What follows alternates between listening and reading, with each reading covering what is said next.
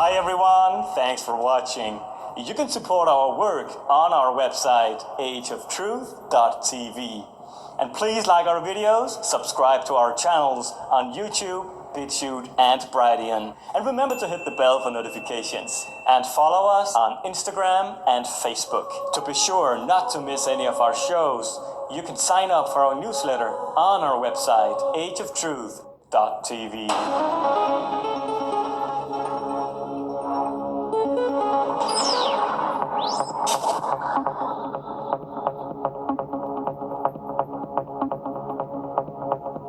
Hey, How's it going? how are you? I'm doing pretty good.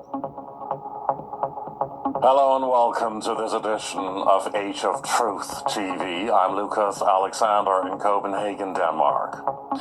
It's August 2025, and our special guest today claims to be part of the U.S. Navy and military alliance and be part of the so-called White Hats, going on missions to protect people on planet and off planet, and to protect stargates in underground pyramids.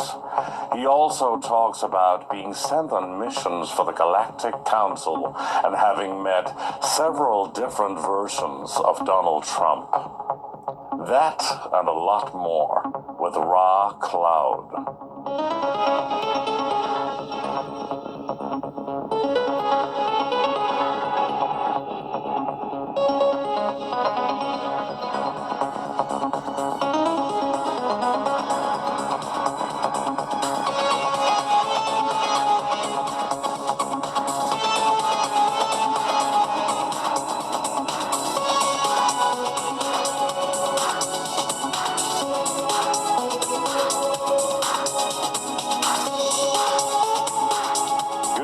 From Copenhagen, Denmark, and welcome to our viewers on Age of Truth TV. Please like our videos, subscribe to our channel, and hit the bell for notifications. We have a fascinating guest for you today, a gentleman who claims to be part of the Navy, the military alliance, and he has quite an eye-opening and controversial story. So there's a lot to get into. So we say good afternoon to North Carolina and to our guest, Ra Cloud. Welcome on Age of Truth TV. Thank you. I'm very happy to be here. Great. So, I mean, this is quite a fascinating story. You, in a way, you claim to be part of the secret space program and the Navy intelligence and this alliance, and you've been on this plane, on this timeline, and you've been off-world as well. But please take the viewers into your world a little bit and explain your history and your background. Okay. Well, once again, my name is Ra Cloud. I didn't start with the Navy Alliance. I didn't become a white hat in the beginning. Let's just go back and look at a part of my history of coming up. So I was raised in a poor neighborhood, very happy kid, born of 7. I was the last of 7 children. I incarnated from 7 density into this plane, this earth, a plane to come in and awaken at a certain point. At that time of growing up, I didn't know that I was going to be taken on this particular journey of light and dark, working with both aspects of duality within this world. When I was about 3 years old, I can recall beings coming into my bedroom, floating me out of the window, and I would board certain crafts. And at the time, you think that this is a part of being normal. You have no idea that it's going to take you down a road of a lot of things that's going to open up disclosure later in life. So I would meet with grays. Of course, everybody know what the grays are at this point. Gray color skin, very short, big almond-shaped eyes. And we will go through certain formats of learning and training.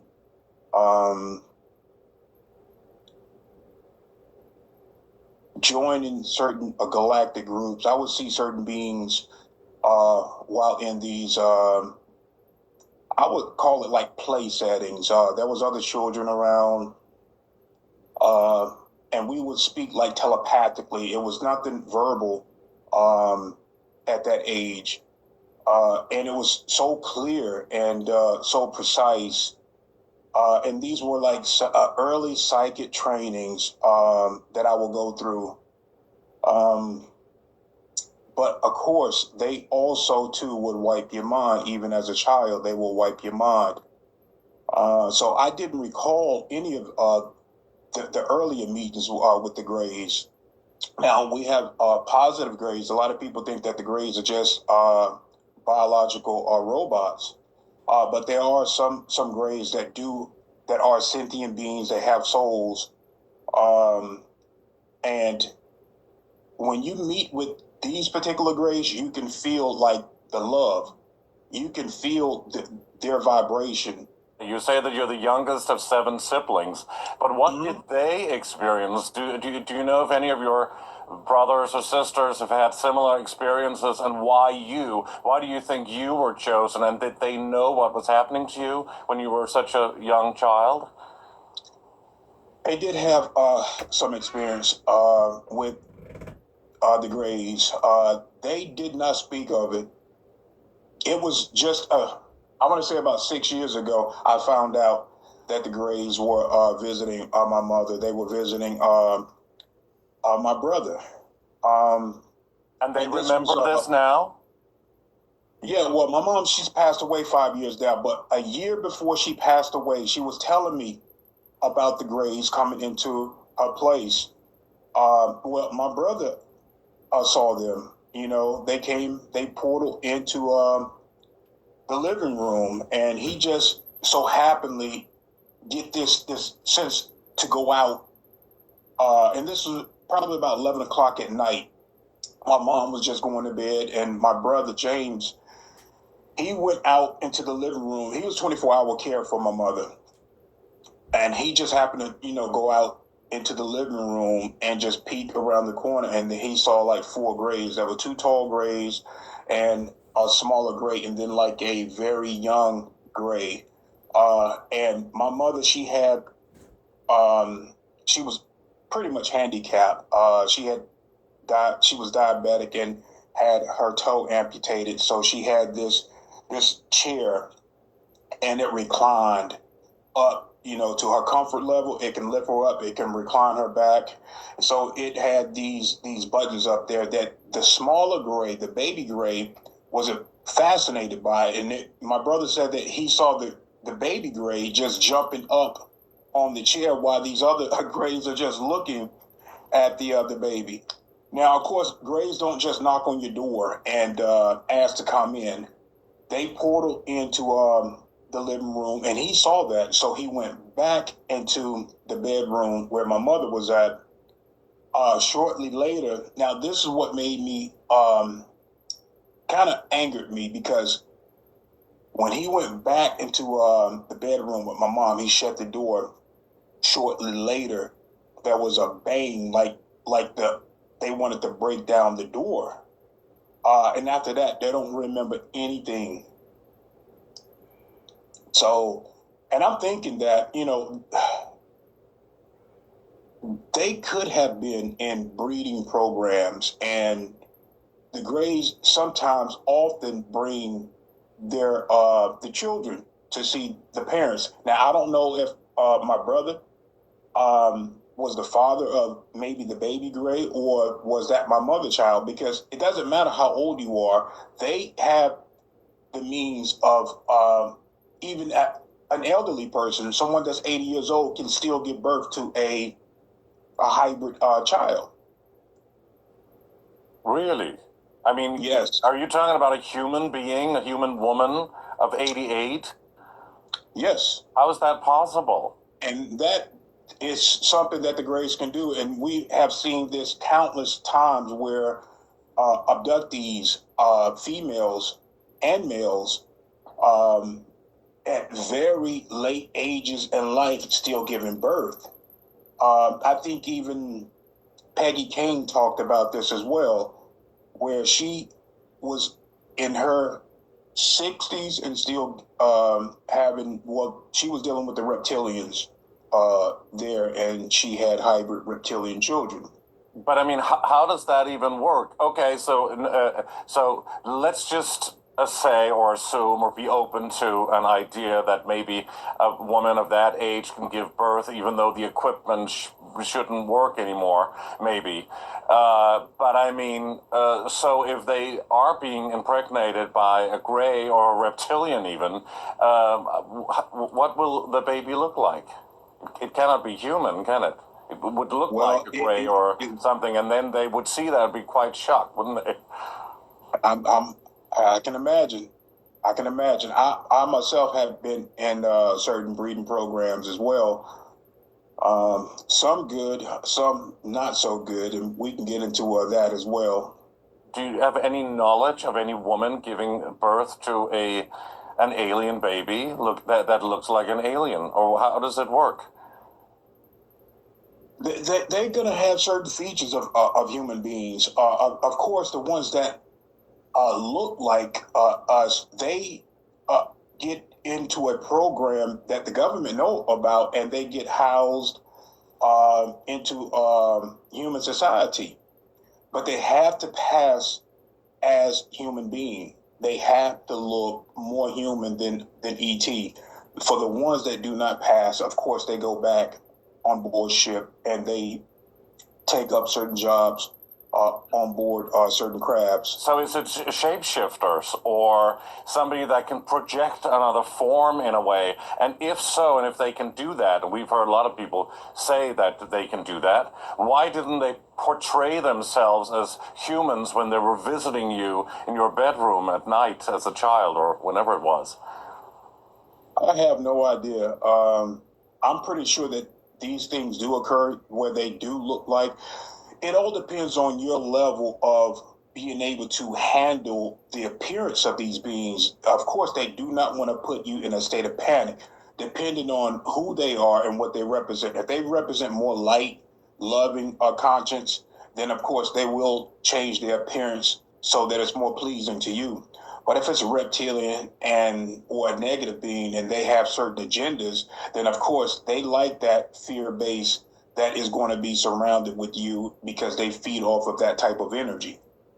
So they took you on crafts and you weren't scared, or they projected a feeling of safety or joy, not a feeling, a frequency of fear or something, and they took you on these crafts and did what? Experimented on you, or what did they do? No, I don't remember the experience, but I will tell you, as I got older, from the age of 3, now I have a galactic implant on top of my head, and maybe next time if you want me back on, I'll show you that. It's very visible because what we're trying to do, we're trying to bring transparency to human society. A lot of times people don't know what the white hats are doing from behind the scenes, but we're trying to break that transparency and bring clarity to humanity, let you guys know that you're not just out there dealing with these particular negative ET races. We are in treaties with some of these races, and sometimes those treaties get broken, and then we have to check some of these ET races. I also work with Solar Warden as well. But to get back to the when I was 3 years old, I had an implant put in there, and this was very visible. I have certain implants. So you said that maybe another time we can see it, but why can't we see it now? Because I have hair growing. I would have to shave my hair down so that you can see. It's very visible. Okay. Yeah, it's right up under the skin, and I have certain implants from the Navy Alliance as well. Now, but my galactic implants, they can track me from solar system to other dimensions as well. I can go into another frequency and they can track me and locate me. And this has happened before. But when I was 3, that was the Galactic, the first implant was put on top of my head. And what it does when my hair grows, that particular spot where the implant is, it gives off a frequency. It gives off a frequency, and it turned that patch of hair gray. So I'm at the age of 3 years old, 4 years old, with gray hair over the implant, and no one knew what was going on with that. And I didn't find out that I had a galactic implant until I got older, until I started getting rescued by certain Galactic Federation groups. What time frame are we talking about? When were you born? I mean, are we in the 70s or the 80s, or when are we? Yeah, me and Max Spear was born just hours apart from each other. I was born 1976, and this was December 23rd. Max Spears and James Casball are pretty much a part of the same group, but we was born in different demographic areas. We was brought in under the same type of projects. They were in the UK doing their projects, and I was here in the United States doing my military projects and training. Yeah, but didn't they also go to America to bases there or something, as far as I remember? Yes. So, were you also put under mind control? Are you like an yes. MK Ultra mind controlled slave in some kind of way? In the beginning, yes. In the beginning, I had to get both of light and dark to bring me to a path of where things, as I got older, it was going to be choice. I was going to either choose the dark side or I was going to choose the light side. I chose the light side. But of course, the dark is always going to pull you, is always going to try to persuade you at an earlier age. And I went through that. I went through the panic attacks. I went through, as I got older. Now, this is going to be very interesting. Let me cover first the implants, and I'll get into these warlocks and witches that used to ride me into other dimensions, because they did not have access. They did not have that power. So at 3, I got the galactic implant so I could be tracked and monitored as I grew up. 8 years old is when I started retaining certain memories. As I got older, my brain was developing. I could remember certain things. So this was when I remember being floated out of my window onto a craft, and I had when I'm on the craft, and this was recalled. I got recalled by listening to a certain podcast, and I think that was Leap Project, where this guy was on the show, and he was talking about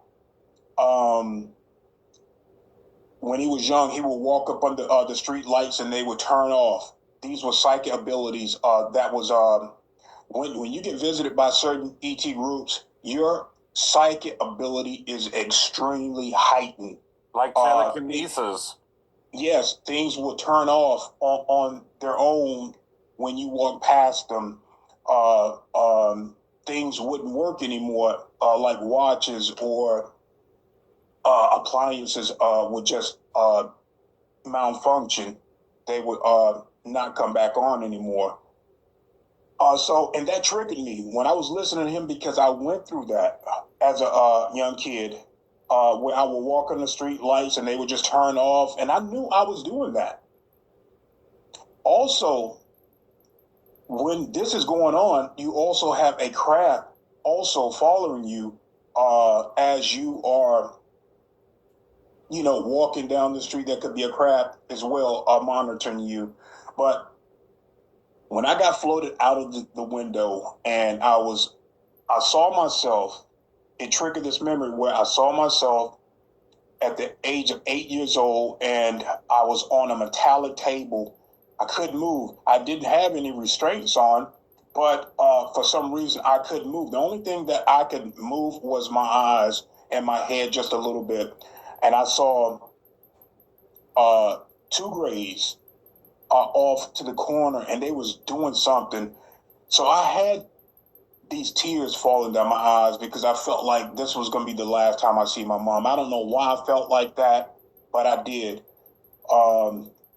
And I had nothing on but underwear. So the gray came over to me, and I got this female type feeling, like she was female. I don't know how, but I got that indication that she was female. So she stood over me, and she looked me directly into the eyes, and she projected all of this love. I mean, I've never felt so much love in my life, not at that level. And she was telling me it's going to be okay. This is what she was telepathically telling me in my mind as tears are rolling down my face, that I was going to be okay. So is that part of being manipulative and something they do on purpose to assure you and make you feel good, where it's really not that their purpose? Perhaps. Now, we do have good and bad grades. At that age, I had no idea whether this was good or bad, but the love that was coming off of this being gave me the indication that this was something very positive. And they do abduct and they do certain experiments, but I'm here. And I got to think that I'm here and I'm doing good things from behind the scenes. Well, not anymore from behind the scenes. I came out from holding on to information for 4 years, and I had that conscious decision that it's either going to be now or never, because I had certain attacks where they wanted to eliminate me. They saw Reptilian saw down the timeline that I was going to be a problem for them, and they made several attempts to eliminate me.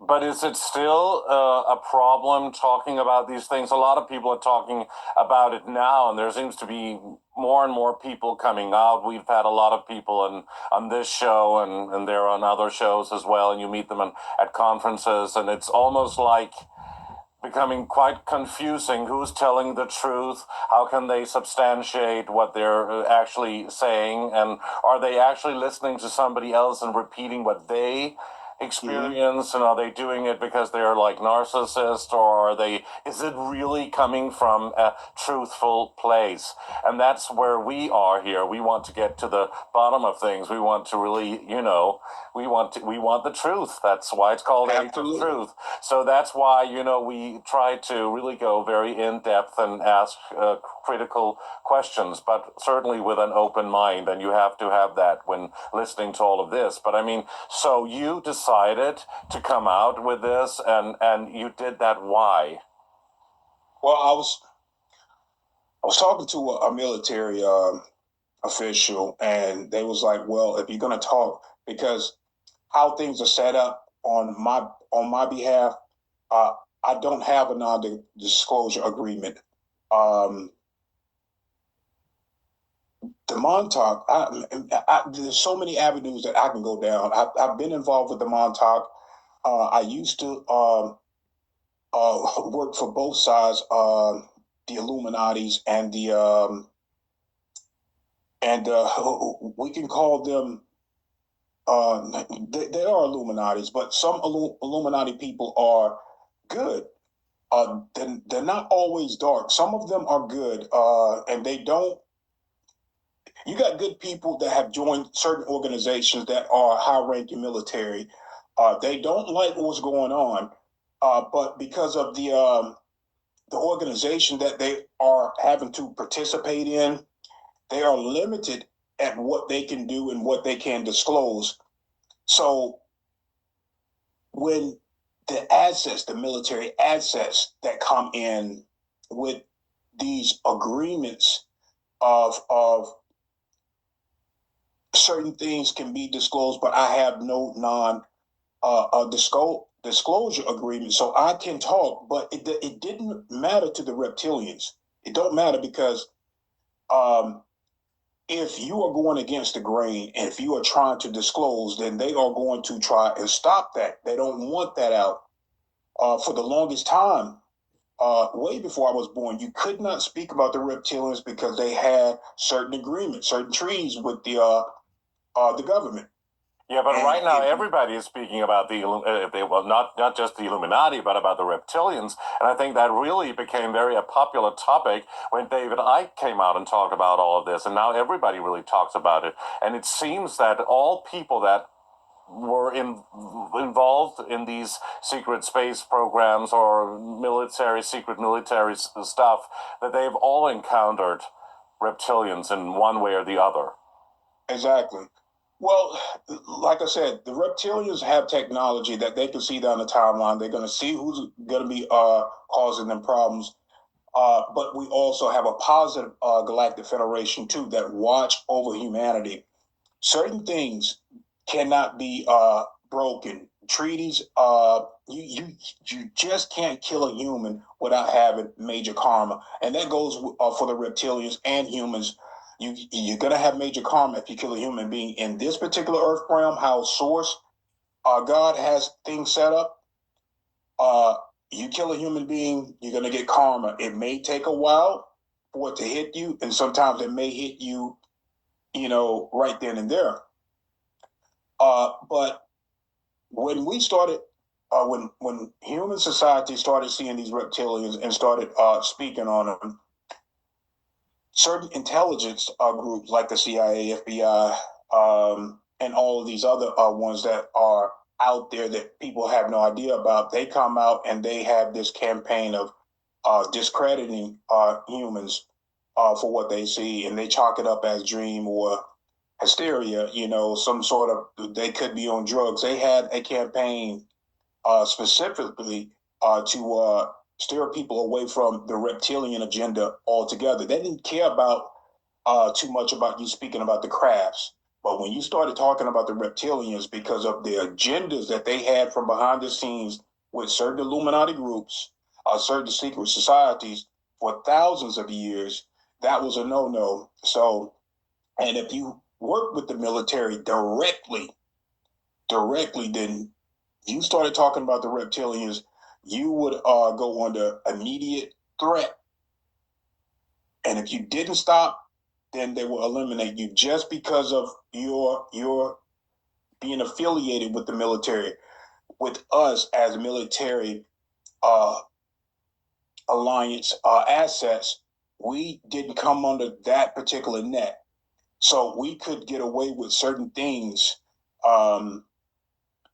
But a lot of people, as I say, are talking about it now, and it doesn't seem to have very many consequences in that way. A lot of people are just pushing it away and ridiculing them and saying they're crackheads or whatever, potheads, whatever they are, or just conspiracy lunatics or something like that. As you know, once you go out and talk about these things, people will say that. Absolutely, and it's all to discredit. This campaign is still going on. I mean, they have the intelligence community hire people, just like George Soros will hire Antifa people to, do certain agendas, and it's all to discredit or throw people off a track. Black Lives Matter. Yeah, when all lives matter. All lives matter. So it's not just Black Lives Matter, it's all life.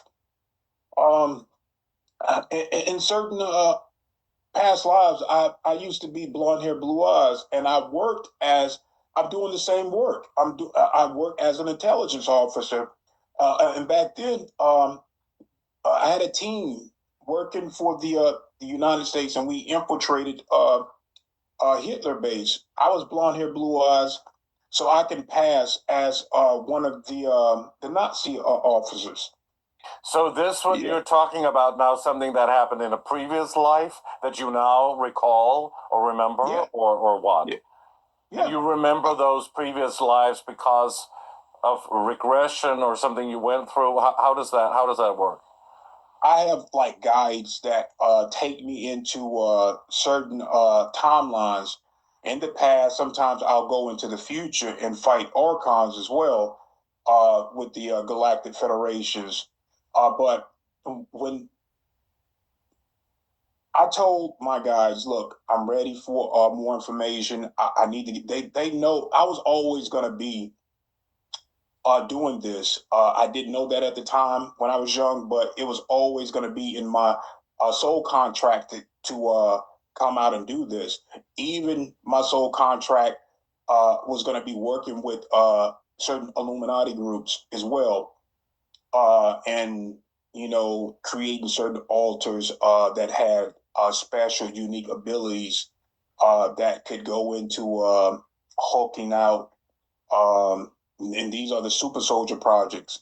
I didn't just go. I went from the Montauk psychic programs with these jump chairs to going into being able to jump into certain timelines and pass messages, working for the White Hat. So I went from dark projects to light projects. So so are you talking about you in this body? Yeah. You sitting there right now in that bodysuit? Yeah. So you were very young when that happened? Like a lot. I mean, this is like you were a child in the 80s if you were born in 76. And the Montauk Project supposedly closed down in 83 and then eventually in 93. We know a lot. I've had a lot of people on here saying that it continued in one way or the other. But I mean, how would you describe it? I mean, we've heard from Phil Schneider and Al Bielek and Preston Nichols and all these people how that sort of the time frame of when the Montauk Project really were fully functional, the base, I mean. It did continue. You can't always believe what is put out into the media because they put out certain things. It's like decoys for humanity. They put out decoys, even certain projects certain names they put out like Blue Beam and all of these other military names that they pull out for people to take hold of. Now, it doesn't mean that certain things within those decoy names didn't happen. What it is that the original names are kept into like a quantum computer, and without those real original names of the projects, you cannot decode this particular quantum computer. But what we have now is names that are like put out like decoys for humanity. So Project Bluebeam is not really called that. It's this holographic this illusionary holographic thing where they can project something that's not real and not there. That's how they mentioned that they were going to do with a fake alien invasion. Mm-hmm. Well, it's so compartmentalized, and like I said, they put out certain names for humanity. It doesn't mean that those particular projects within those decoy names does not exist. They do exist, but it is not the original name.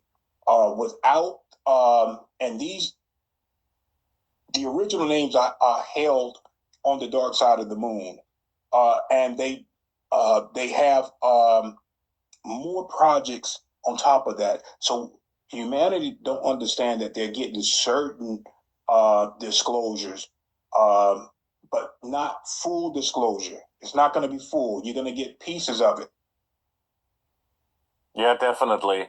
And we also want to talk about the dark side of the moon and what's going on there. But you were saying that you were like passing messages, and you've also said that you're passing messages to people in the future, trying to keep mankind on a positive timeline. But I mean, how does that work? How did you do that?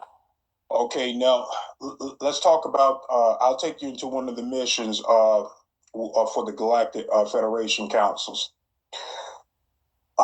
I had to go into the future for this, and this was several years back. This is probably about 5 years ago.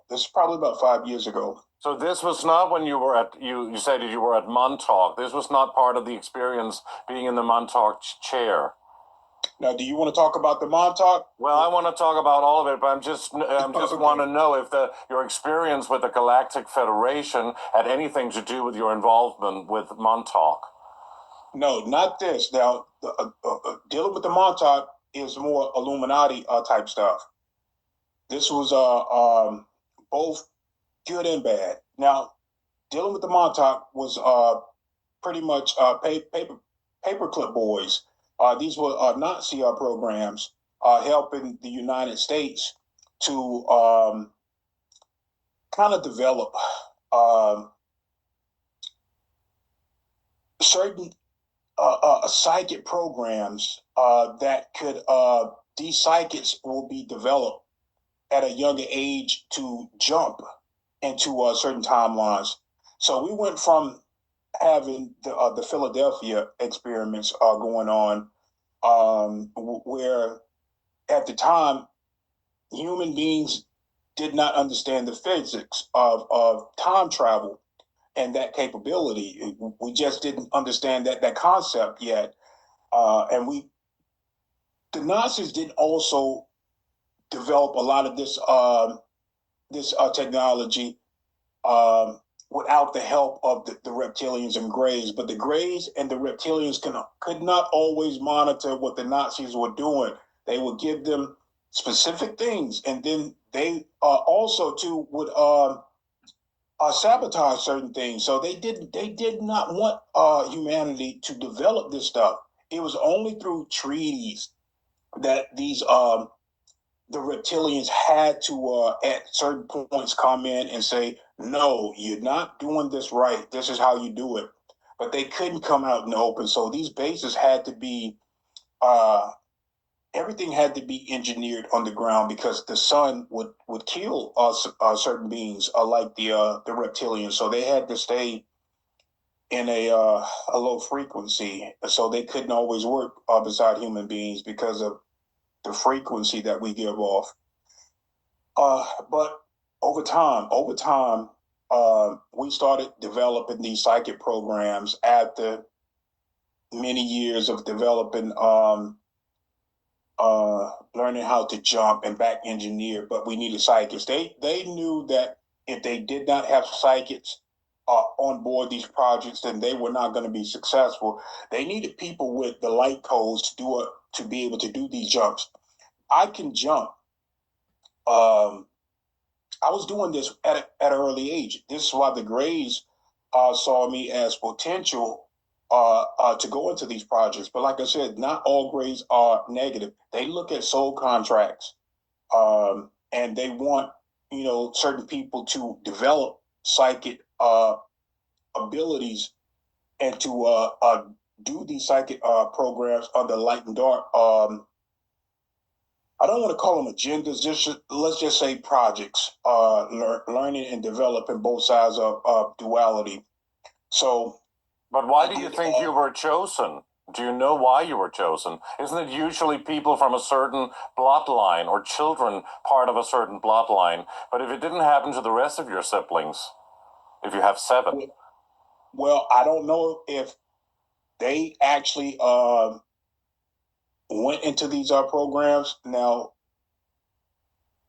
at an early age, my mom lost our children under the foster care, so they probably did. And I didn't know them when I was born because they were under foster care. There was 4 of them that was under foster care, and my mom ended up meeting my father, who were in the Marines. He joined the Marines, then he went into the Navy. He's now 88 years old. My father's 88 years old. And his bloodline, my grandfather was blonde hair, blue eye. Really? Yes, and my grandmother was in the occult. Oh, so in that way you do have connections and blood ties to the Illuminati circles or what? Yeah, and they had money. They had money. And my grandmother, I don't speak her name. I don't speak her name because she was into the black magic type stuff. She was into it. She also owned a salon. But my mother told me about her. I've seen her before, and she was mean, man. She was mean, just like my grandfather, the blonde hair, blue eye. He was also in the Navy. Yeah. So my father, he grew up during the era of the Philadelphia experiments. He would tell me certain things. He didn't tell me about that, but he told me certain things that happened. Uh, but he wouldn't open up. He wouldn't open up to me. He even sued um, the Navy and got a little money, but they monitor him for a long time. But my father is a pedophile. Your father is? My father is a pedophile. Yes. And he molested you as a child. No, he molested the girls on his side. Yeah, all of them. All of my sisters on my father's side. Um, they don't want to have anything to do with my father. No wonder. Yeah, but my sister on my mother's side, you know, she go over there and she talk with him. He's no longer like that anymore, but you can't just dismiss everything that he's done. That's the whole thing. And, you know, my father has 32 children. 32 children. My father, What? yes, yes. Are you kidding? He's yes, been a busy man, has he not? yes, and I think most of them have been in military projects. Now, I didn't want to disclose this because I'm going to be writing a book later, but I'll do this for you. You guys are doing a phenomenal job with your channel and for the truth movement. Thank you. I was kidnapped at an early age with my sister that's going through some things now. So, and it was a family member on my father's side, and he was my half brother. He was my half brother, and he was taught. He was in military projects, MK Ultra. He not only kidnapped me and my sister, but he molested my sister. I'm not going to say her name, but he molested her, and she's now still going through trauma. Her mind isn't right. And I'm watching over her now. I got guardianship over her now. But so she's psychologically, well, imbalanced, or I don't know how to say that in the nicest possible way, because of that trauma. Is that what you're saying? Yes. And did he also molest you? No. So you haven't been through that? No. But what I can say is that my brother, he learned this stuff by watching my father. I was raised by my mother. I wasn't raised on that side of the family. If I had been raised by them, I probably would have been. My father was targeting females, and that's why he have all of these kids. But you know, a lot of MK Ultra programmers, so to speak, are those who participate in satanic ritual abuse or molest their own children or other people's children. Are, you know, it's not necessarily just girls; they do it to boys as well. So, and a lot of people that's been through similar stuff like you, they have had those experiences actually. Yeah, absolutely. And I feel like my mom watched over me. To get me to the point that I'm at today, to be a white hat, infiltrate black hat movements, infiltrate their programs, and to bring that information back to humanity. I've been on so many missions on planet and off planet, going into other timelines, fighting archons, killing reptilians, um, rescuing children from luciferians. And these particular luciferians, they own and operate NASA. I ran into those guys. I'll tell you about this one mission for the Galactic Federation Council. So, yes, thank you. And also, just when you do, please also address what you just said, that you've been killing reptilians, you've been fighting archons, and rescuing some children for the Galactic Council. So please, when you go into that and explain that, also tell the difference between how you experience the difference between archons and reptilians, and if they are the same, or archons take or inhabit a reptilian, or is it two different entities, one interdimensional, the other extraterrestrial? And did you experience this on an astral level, or was it physical, like you sitting there now? That was a lot to hit you with, sorry. Some of this is going to be physical. Some of this is going to be missions where we go into the astral realm. Now, the astral realm has a different, unique plane. It's a playing field for different entities to it's a shadow realm to this realm, and a lot of entities bleed over from the astral realm into this realm, just like NPCs. NPCs sometimes start out there and then they bleed over to our reality, and these are people that do not have souls. They have been programmed by archons to come in and cause as much chaos and division. Human beings, you mean? Yeah, certain human they beings. they look human. We call them NPCs because they do not have a soul. And for the human beings that do have souls and do most of like the game stalking is ran. The archons have attached energetic cords to these particular people, and they have low conscience, so they don't know anything about this. They look away from this. They are encouraged mentally by many means, where reptilians would attach cords, and they persuade or use a low conscious human like drones to seek you out and just to mess with you, to throw you off your track, or to lower your vibration by pissing you off. So and that, when your frequency is low, then your conscience level is low, your empathy level is low, and that's how they want all humans on the planet, is to have a more lower conscience so that they can continue on with these operations. But I'll get into going into the future for the Galactic Federation. Then I'll talk about white hat military movement, going into second density to retrieve a female that was taken by a being.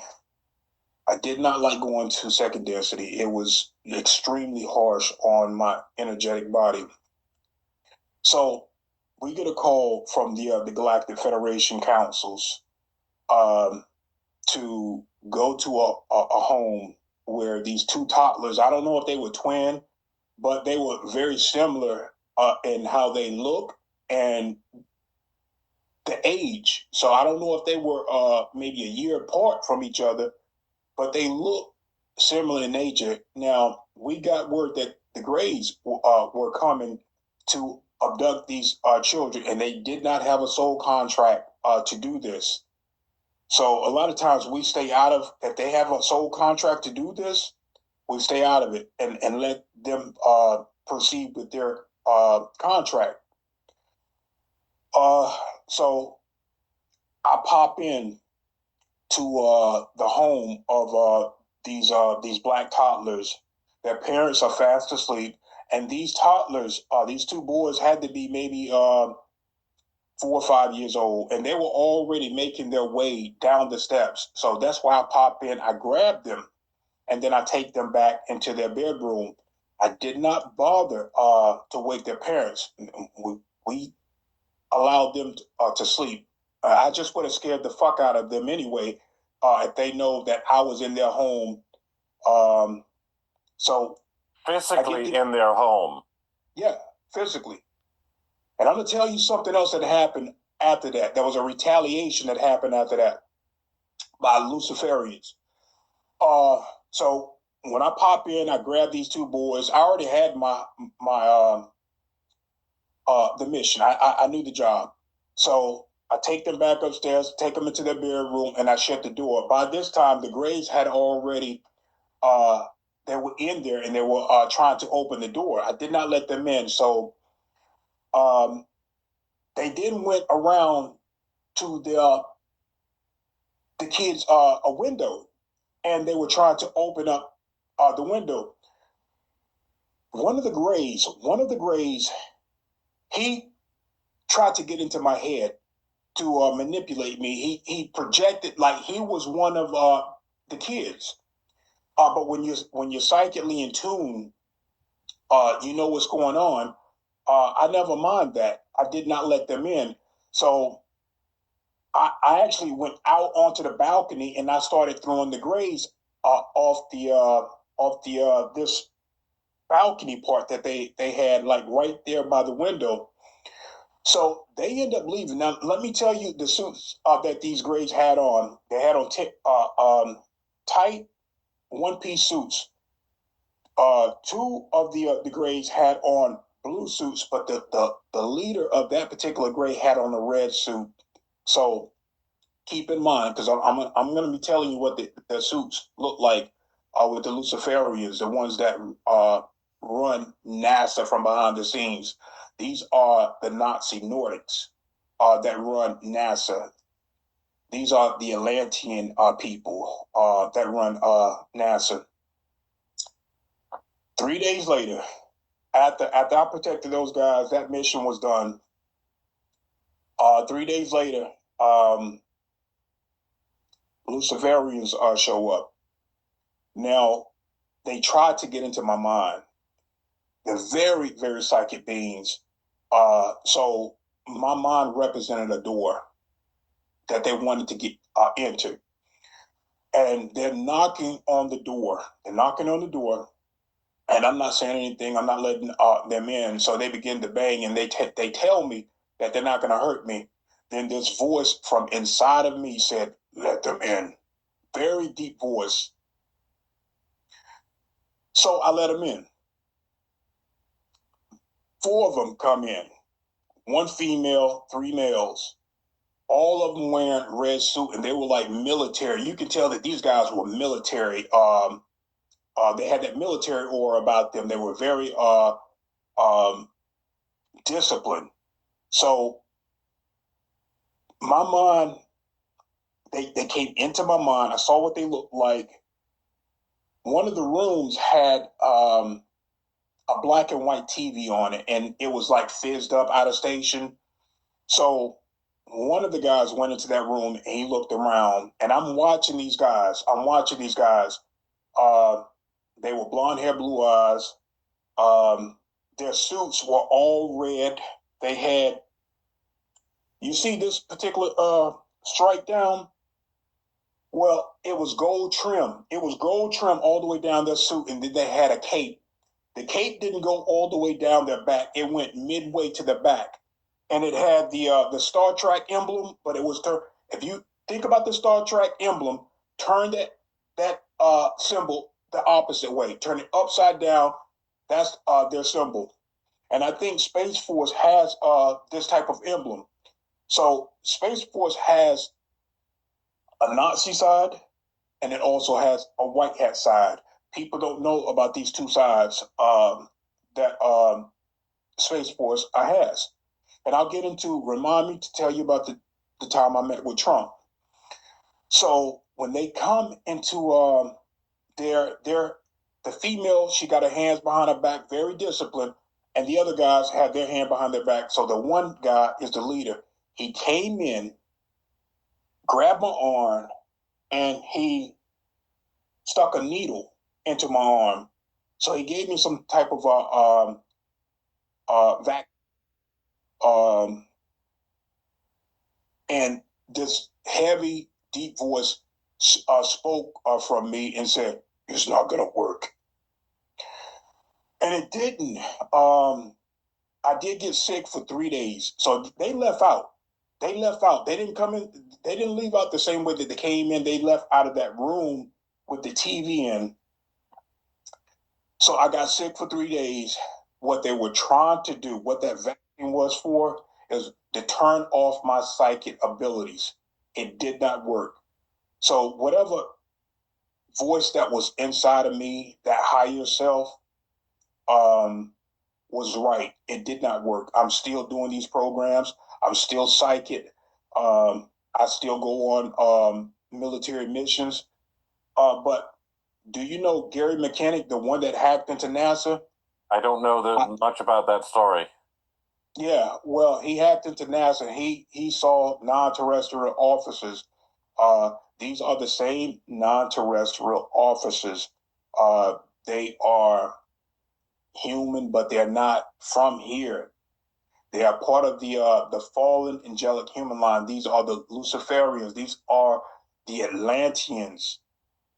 From the time of Lemuria, they're from that same group that destroyed Lemuria, and then they got destroyed because they were not supposed to do that. They got destroyed by other groups, other federations.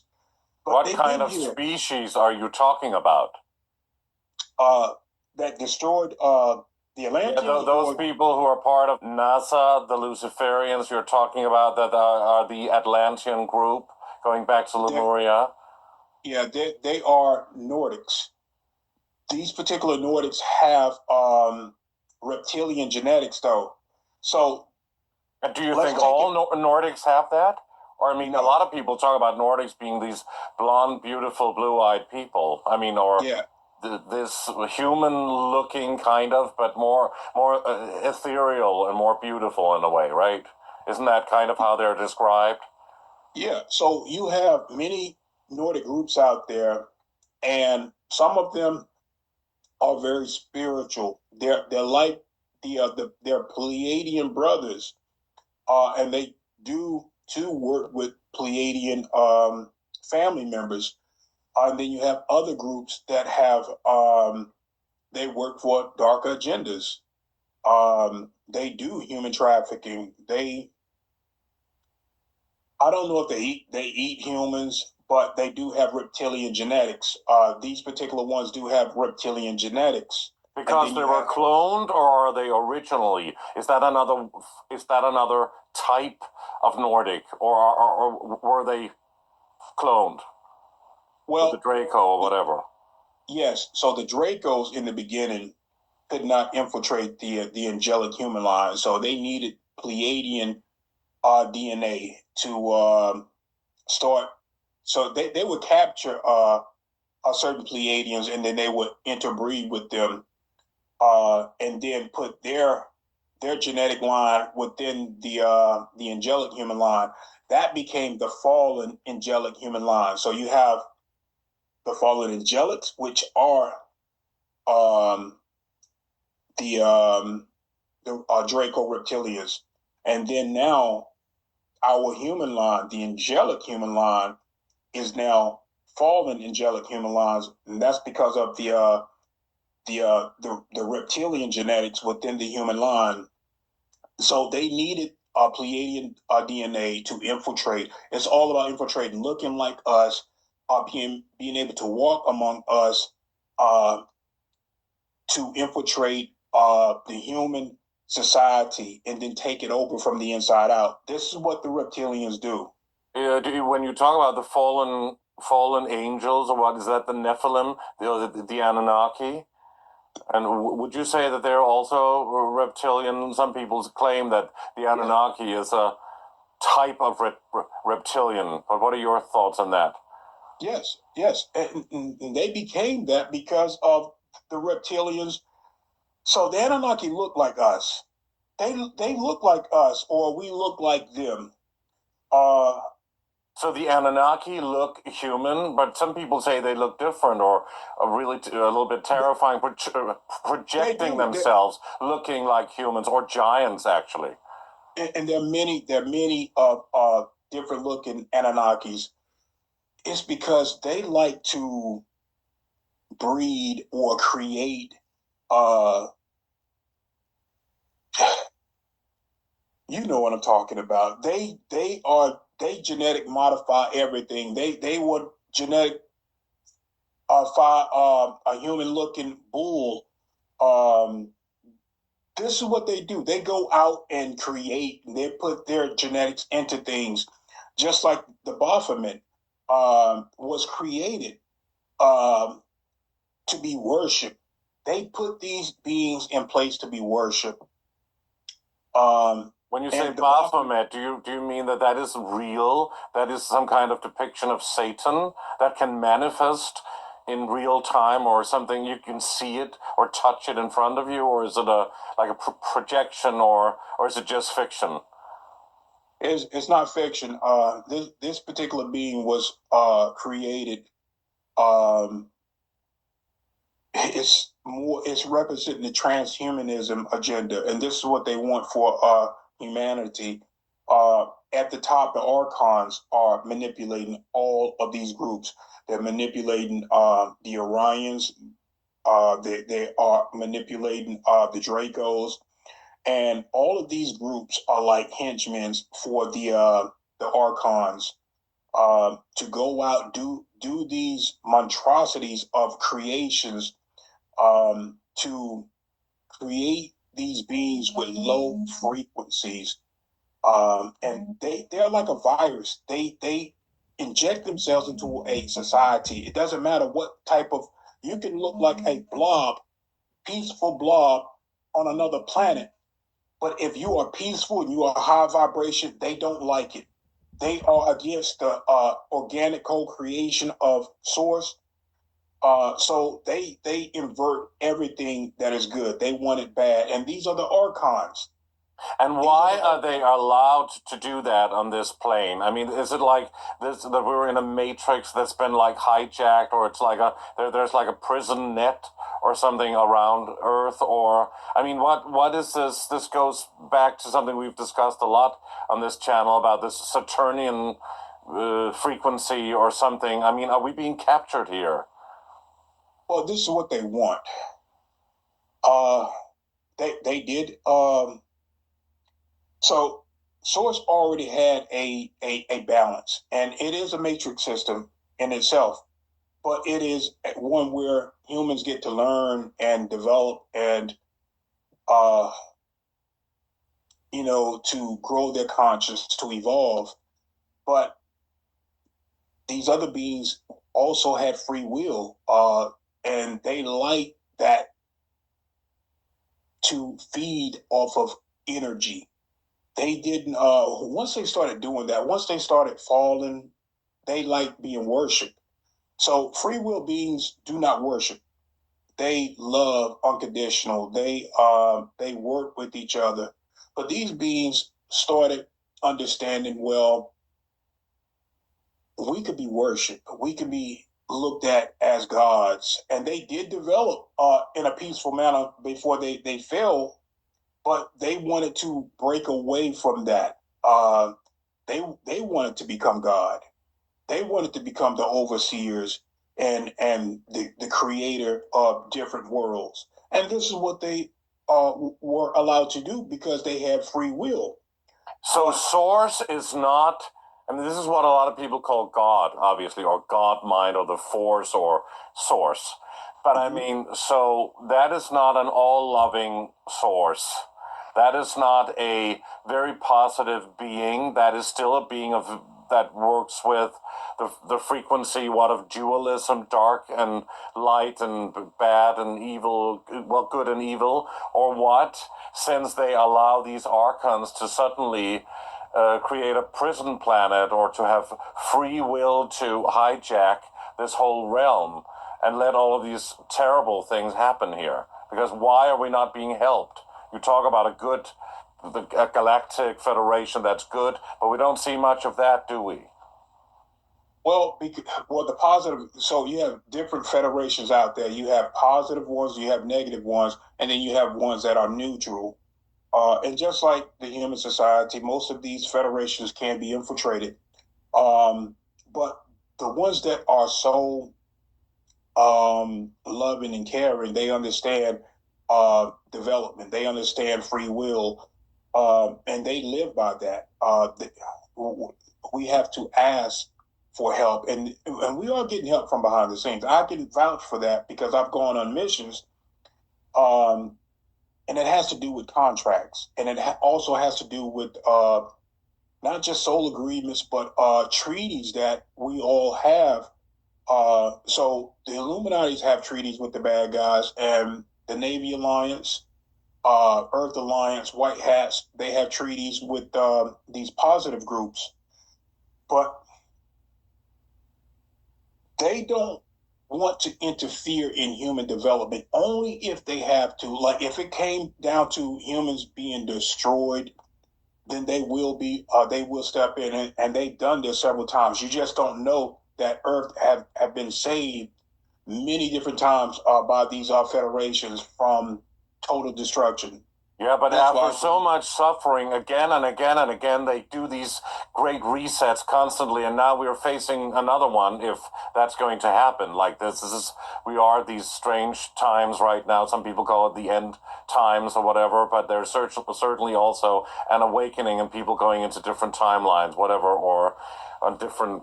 We're like at a crossroad, right? But anyway, I'm just saying, if this source... Why would such a all-powerful energy force allow these bad entities to take over and maybe do a great reset again after so much suffering? All over, repetition. I mean, it's just like getting a little bit tiring, right? It really is, because I've been here for a long time. I've been here over 5,000 years, man. Oh my God, you look great, by the way. I mean, for somebody of that age, and look how buff you are. I appreciate it. I'm always in training, but Source know how powerful we are. If we don't look at the physical vessel as being us as a whole and just look at the soul in general, we can never be destroyed. Not even the archons. The archons can only feed off of our energy, but we are constant beings. If humanity can understand just how powerful we are, if we stop playing the victim mentality and come together as a unit, then collectively we can manifest anything we want. We can manifest the timeline that we want instantaneously, but we have to do this together. So all of the strains, all of the stress that human society go through is making us better. We are more awakened now than ever. So when COVID happened, COVID was supposed to be worldwide. This was supposed to be the greatest resets. Now, we had a reset throughout history, and it was in different demographic areas where a certain, and it was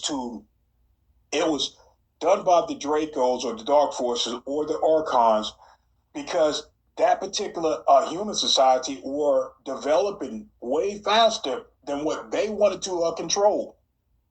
So they will wipe out certain countries, and just so that they can reset their minds and implant false teachings into the survivors of that planet or that area. But this time they wanted COVID to be the Great Reset. They wanted to knock off billions of people to control them better. We're seeing the result of that very, very much these days, which is a terrible thing. But I mean, when you go back to talking about all of these, this reset, we're talking about this all-powerful force. Why is it allowed? Why is that allowed by something that's supposed to be really good, right? And to help humanity? Why do we have to go through all this crap? If I was source, if I was total source, which we are source, and we can tap into it, source, I would have all of the clear answers, but unfortunately, I don't. The best thing that I can say is that we are having to go through these learning aspects of ourselves to become better. Source know, and I know how powerful we are, and it's part of growth. It's part of growth. If we don't look at it with victim mentality, even though we see a lot of bad things, we see children being harmed, we seeing people going into slave colonies. We see a lot of bad things that are happening, but it's making us better because we are becoming more aware, we are becoming more heart-centered, and we are going out there in the cosmos and we are kicking ass. We're not taking it anymore from all these bad guys. They don't have the leverage that they once had. They don't. Is the soul not complete? Is that not a perfect entity or thing? So that when we are being thrown back into this karma wheel, incarnation cycle again, and our memories are wiped, and we cannot remember who we were, and we have to learn everything again, and take on a new body vessel, vehicle here for a while. So then we don't remember all of that, and we don't remember that maybe we are complete. So we have to be better. We have to make a progress. We are not complete, really, or isn't that just part of the illusion, the smoke and mirrors, and the thing we go through here because these archons are feeding on our soul energy and angst, anxiety, hatred, fear especially, and that's why they want to put us back through this louche eating thing here that we have to go through on this planet. Do you know what I mean with the karma wheel cycle?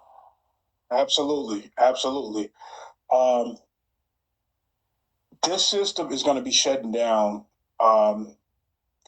This solar flash is going to still going to be happening. This solar wave.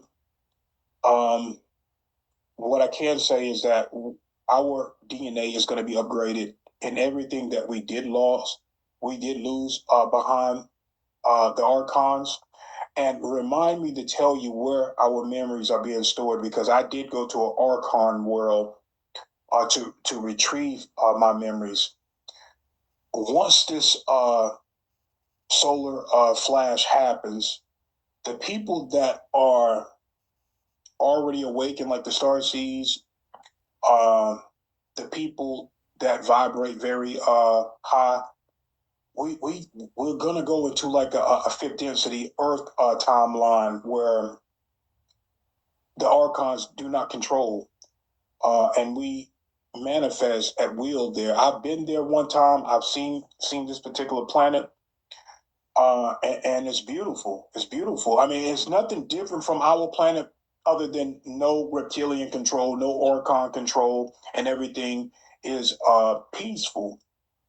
But what is the solar flash situation you're talking about? Please tell that to the audience. Right. Well, the sun is an entity all by itself, and Gaia, Mother Earth, is an entity all by herself. She's ready for this transitional state where she wants to go into another high vibrational state, which is fifth density, is her next level. With the sun doing this activation, not only is she willing to take us along, but she is willingly to separate part of herself for those that are not ready for this transaction. Then they go into a more harsher timeline. There's going to be two timelines that's going to be split. One with fifth density upgrade, where Everything is peaceful. We're free from the archons' control. We're free from all of the government structure.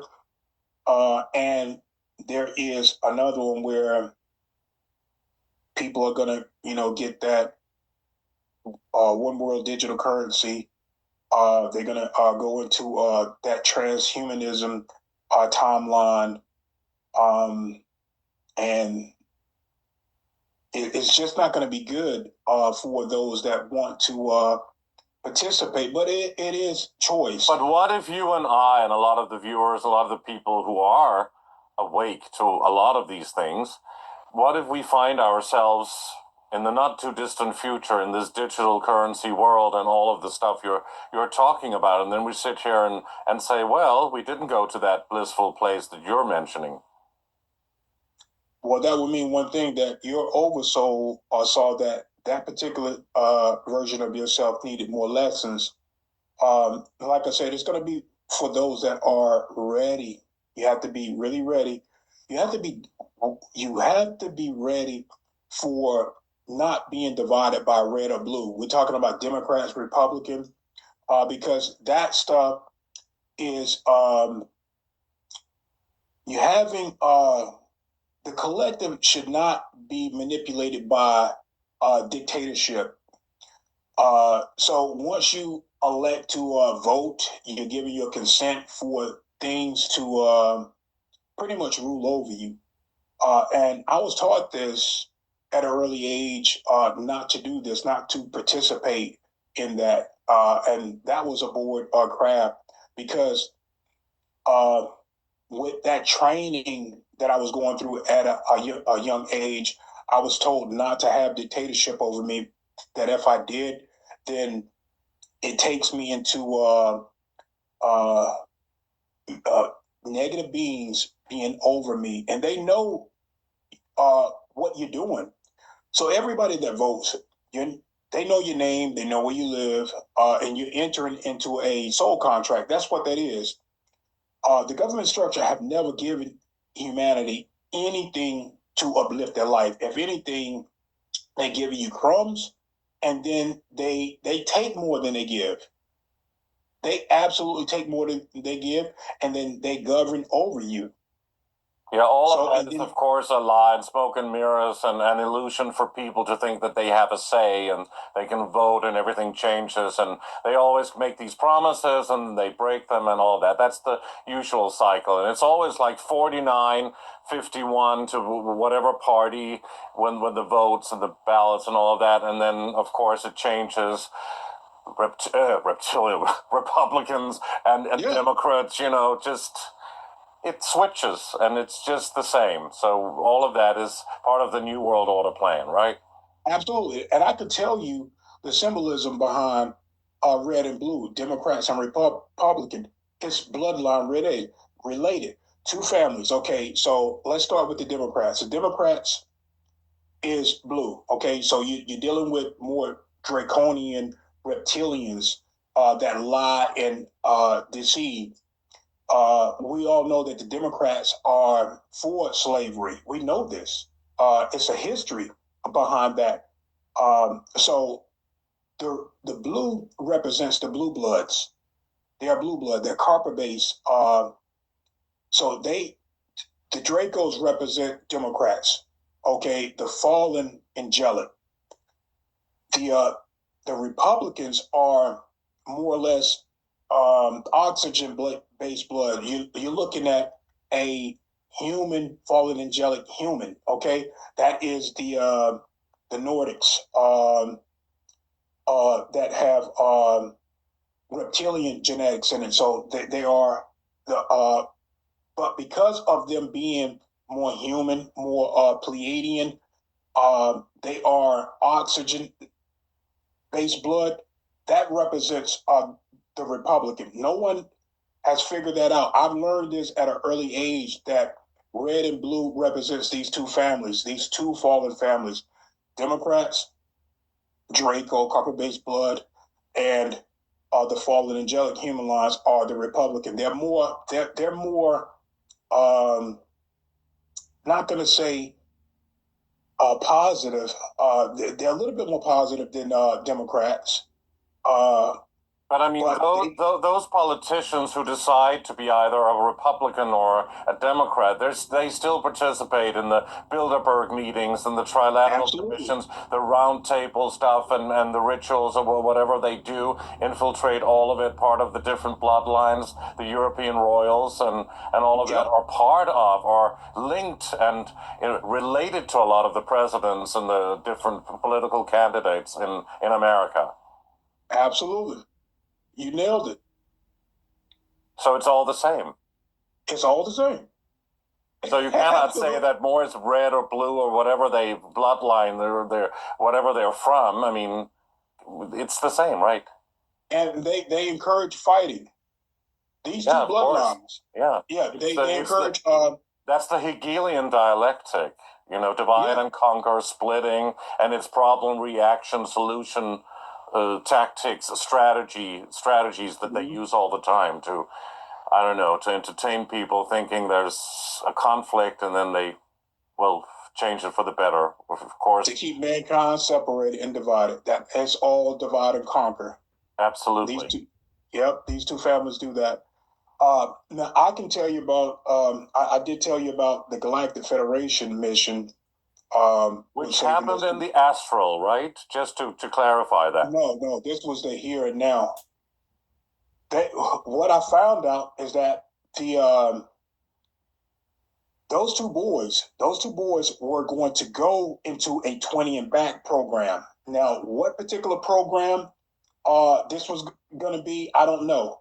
I didn't have that detail, but I knew that the Federation needed me to protect those boys. Now, if you want to talk about the astral protection, I can talk about that, where the Greys try I'd love to hear about that, but please just stay with this for a second. So the Galactic Federation happened in physical form. You sitting there experienced that. How did you experience it? In what way can you physically experience that? How were you taken there? What did you see? Who are the members of the Galactic Federation?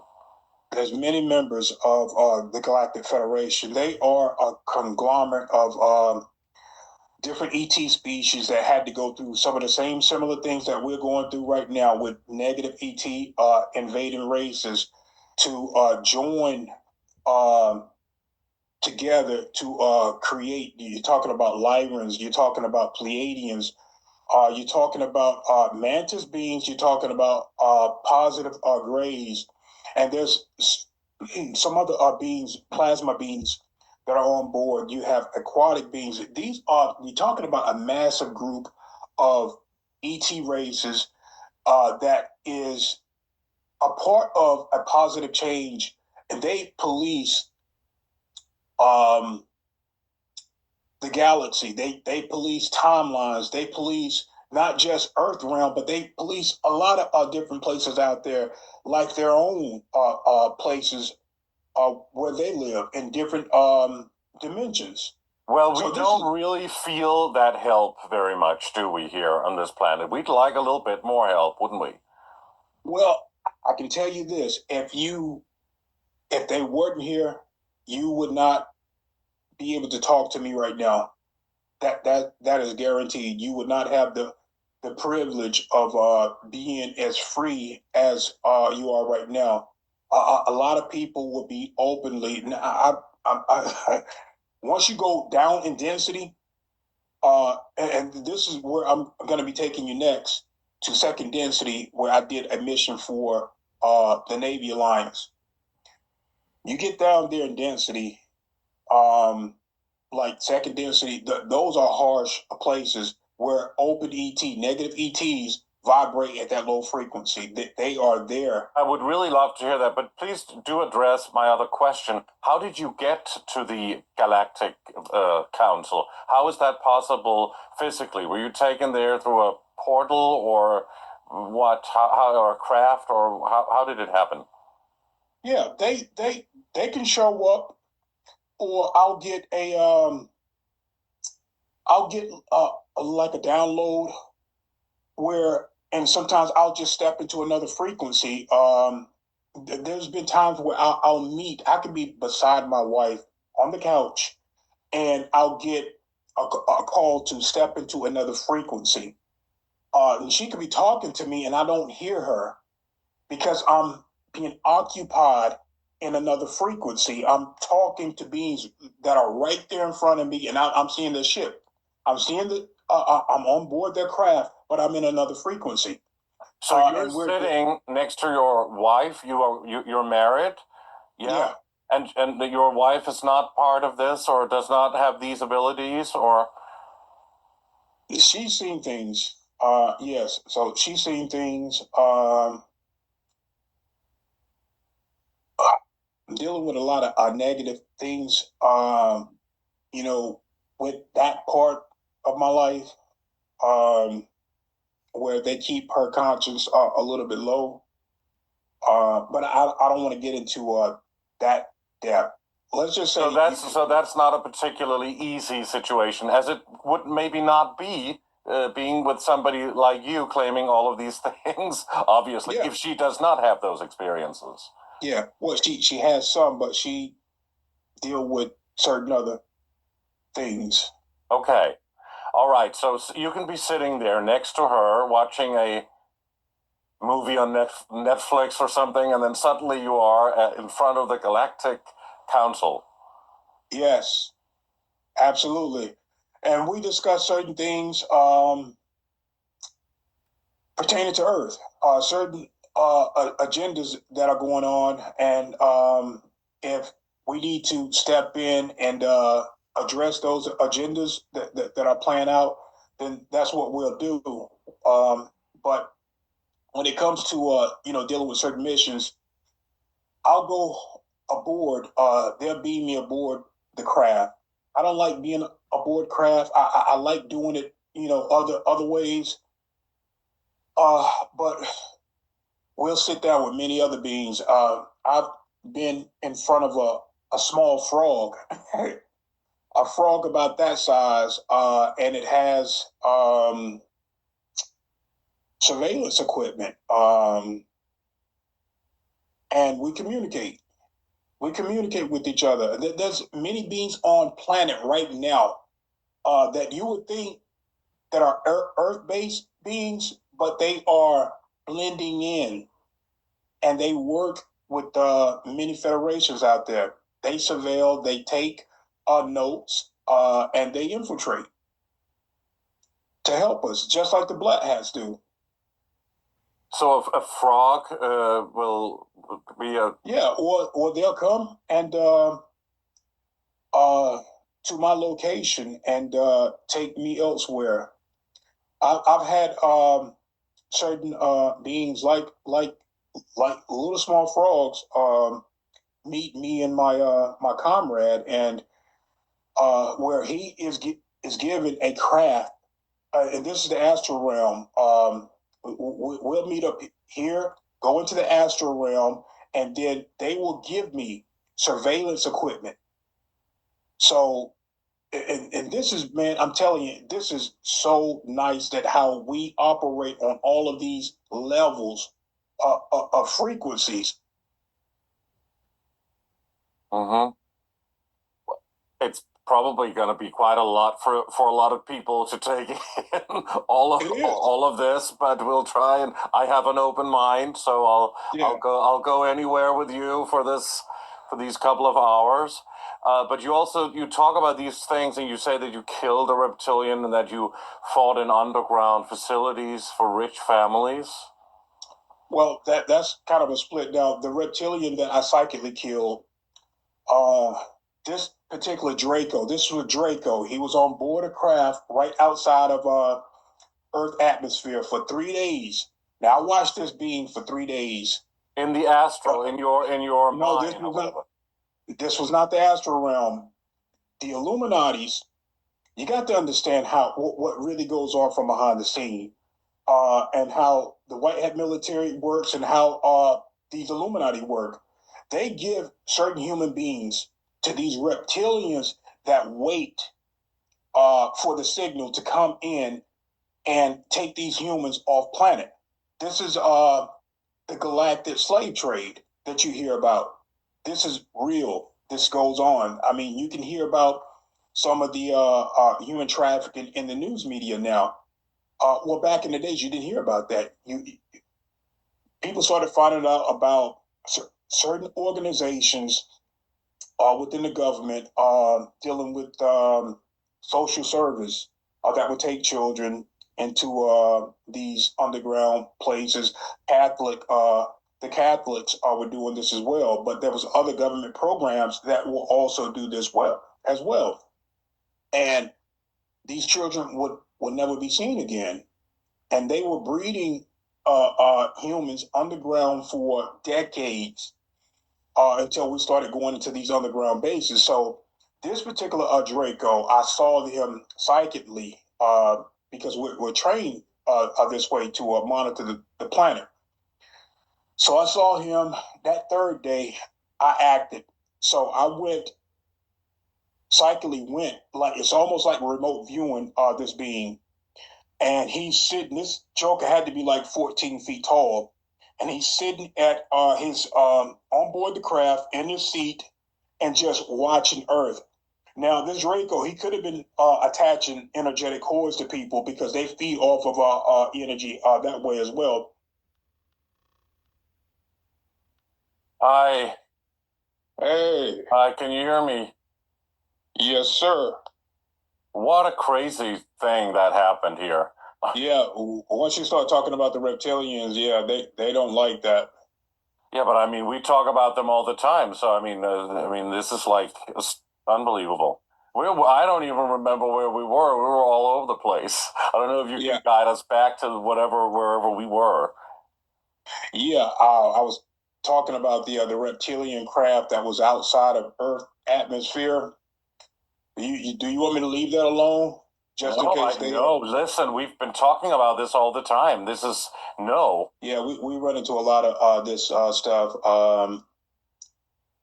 Yeah, so the reptilians, what I saw out there outside of an Earth atmosphere, and the third day I acted upon going up there, seeing him aboard his craft. And I got the indication that this reptilian needed to be eliminated. So I psychically killed this reptilian, taking the head off of this reptilian. You just can't, when you kill a reptilian, remove the head so it cannot regenerate. Because if you leave the body intact, if you leave it intact, it's going to, because it has nanites in it. And the nanites reanimate him. Regenerative. Yeah, and we have the same thing in these biolabs.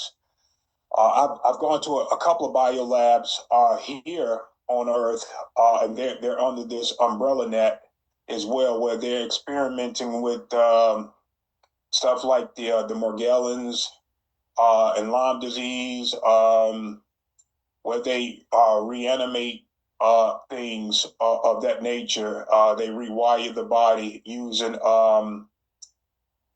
they use black goo, they use nanites, they use Wi-Fi technology through the cell towers to program and reanimate corpse. I have a whole thing of it on where scientists are talking about the same thing, but the scientists don't know that I've actually gone in to certain bases and seen this myself. Now, this one base that I went into, this biolab, there was a rapper there. Now, I don't know. I'm not going to say this rapper name, this entertainer name. I don't know if he's endorsing this biolab, but they showed me this reanimated corpse. I don't like calling them zombies. I like calling them reanimated corpse. Well, this reanimated corpse was programmed to run around this rapper and target me. They were showing me that these reanimation corpse can be programmed, and they can do all sorts of things. Now, don't look at these corpses as like how you see zombies where the skin and stuff is falling off. They have black goo in them that regenerates the damaged cell. It repairs them. You would think that these people are alive, and they're not. The soul is out of the body, but the shell can be programmed using Wi-Fi technology, frequency towers. But I mean, that does not have anything to do with you psychically killing this reptilian, right? This is just another experience you had looking into whatever, or remote viewing this laboratory or what. But I mean, just going back, just to end with that thing with killing the reptilian, you took the head off. How could you do that psychically? Well, there's a lot of powerful psychics out here, and we are trained to do this, not just by the federations training us, but we also have military training as well with psychic programs. I've been trained to work with certain CIA as well groups out there too. And I can get into some of the missions. I turned down a mission to eliminate some drug dealers. But to get back to it, we all are trained at top-notch levels to do this, not just remote view, but to harm or to eliminate threats. To slay somebody in the something or an entity in the astral realm? Yes, we can do that as well. Now, we're absolutely more psychic in the astral realm because we're more energetically in tune with the light codes being turned on. Now, in this particular density, it can be a little bit hard, but your abilities are just like muscles. If you train a body part, it'll become stronger. It's the same thing with psychic training. This is the same thing that the CIA have done. The same thing that the Montauk have done. The same thing that the Navy Alliance are doing. We are in psychic programs. They call us assets, psychic super soldier assets. A lot of the SSP people are trained to be psychic. Some are psychic assassins. I have not gone into that program because you're not a so-called super soldier. No, I am a super soldier, but there's many programs that you go into. They have many divisions. Some go into like black type projects where they're just trained for espionage and psychic assassins. Okay. Now, I won't harm. This is my last incarnational cycle. Now, I don't want to kill a human being. So I'll leave that type of thing for someone else. They can participate in that. But I will eliminate an ET. For some reason, Source God has it set up within this particular Earth realm. You don't get a lot of karma behind that, but to kill a human being is major karma. It is extreme karma to kill a human being. And this is set up by Source. Source set this up. But you can kill a reptilian. But if they're so developed, or I mean, psychically well developed, and can sense things and read people's minds and project thoughts into people's minds and be so, overpowering in that way, why didn't it sense that you were there and stop it and prevent you from killing it? It did sense that I was there, but it had no power to stop that particular psychic attacks. They cannot meet us on that particular level. Not all reptilian beings are going to be psychic. Now, if they devour a human being like one of the psychics, then they ingest our abilities. Then they become more aware. They can tap into our abilities. And like I said, I'm thinking that this particular reptilian, either he was going to attach energetic cords to certain individuals here and siphon off of the energy, or he was going to pick up human slaves because they deal with the Illuminatis. They have agreements with the Illuminatis. So, and this is what I'm thinking that could have been occurred, but I knew, like I psychically knew to take out that being. And there's been other times where it happens in threes. So I acted on the third day, and there was a retaliation 3 days later by other reptilians. What did it look like, or what do they look like when you have seen these reptilian beings? Now, this particular reptilian being, he was 14 feet tall. He was huge on his ship. He was sitting down in this seat, a seat that he controls the ship, and he was just staring out at Earth. His skin was dark green, scaly. He didn't have a long face. It was kind of like it came out like that, but it wasn't long. Now, like a snout, or yeah, it was bulky in the front, where the mouth is, and it came down a little bit, almost like our face, but it came out just a little bit. It had on some type of a bracelet on his arm. This guy was built. They are built like bodybuilders. These things are like, they're fucking huge, man. I'm telling you, they are extremely huge. I didn't see if he had a tail. He could have had a tail. But he had equipment. He had a belt. He had a belt on. He had bracelets on. And I think that was it. I did see his feet. You can see the and did it look ominous? I mean, was it like projecting a frequency of fear, or did it look horrific to you? No, I let fear go a long time ago. There's nothing on this earth that can put me in a state of fear. But that wasn't on Earth, was it? No, it was outside of the Earth atmosphere. What else? I was going to tell you something else. Don't let me forget to tell you about my Navy buddy and the Tic Tac that picked me up and took me outside of Earth atmosphere.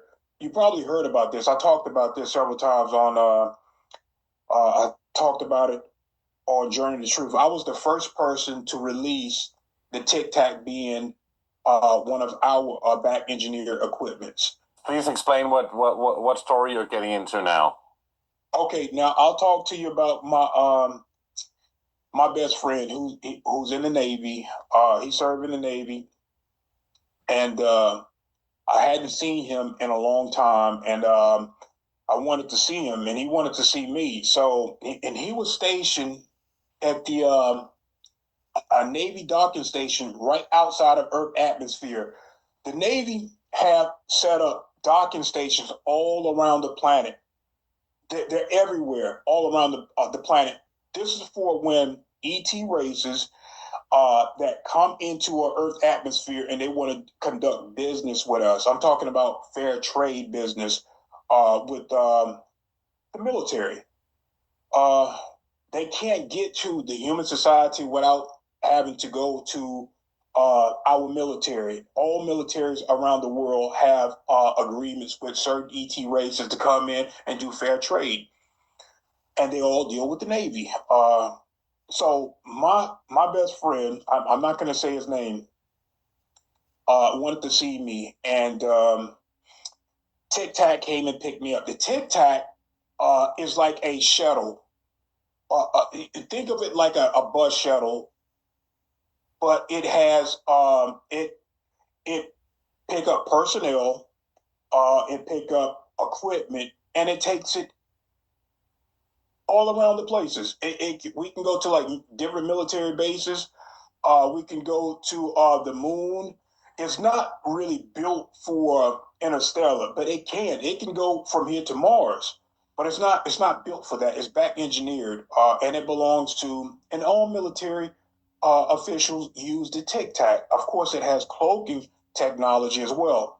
So when the Tic Tac picked me up, I went just outside of Earth atmosphere where there's a Navy docking station. So when I get on board the Navy docking station, it is extremely fucking crowded. And I'm talking about all types of ET races up there. They have on their own uniforms, and we're shoulder to shoulder bumping into each other. So when I get up there, I need to use the bathroom.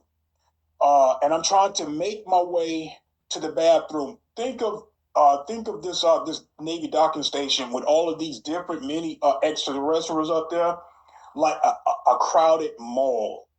I did get to use the bathroom, so on my way back, I meet up with my best friend, and we go up to his quarters, which is his room. So he's up there, and I had to be up there for like a week. And I was off that night. That night, because I worked third shift, I was off that night, and it was perfect for me to go up there. So I had to be up there like a week before I say to him, man, I'm getting bored.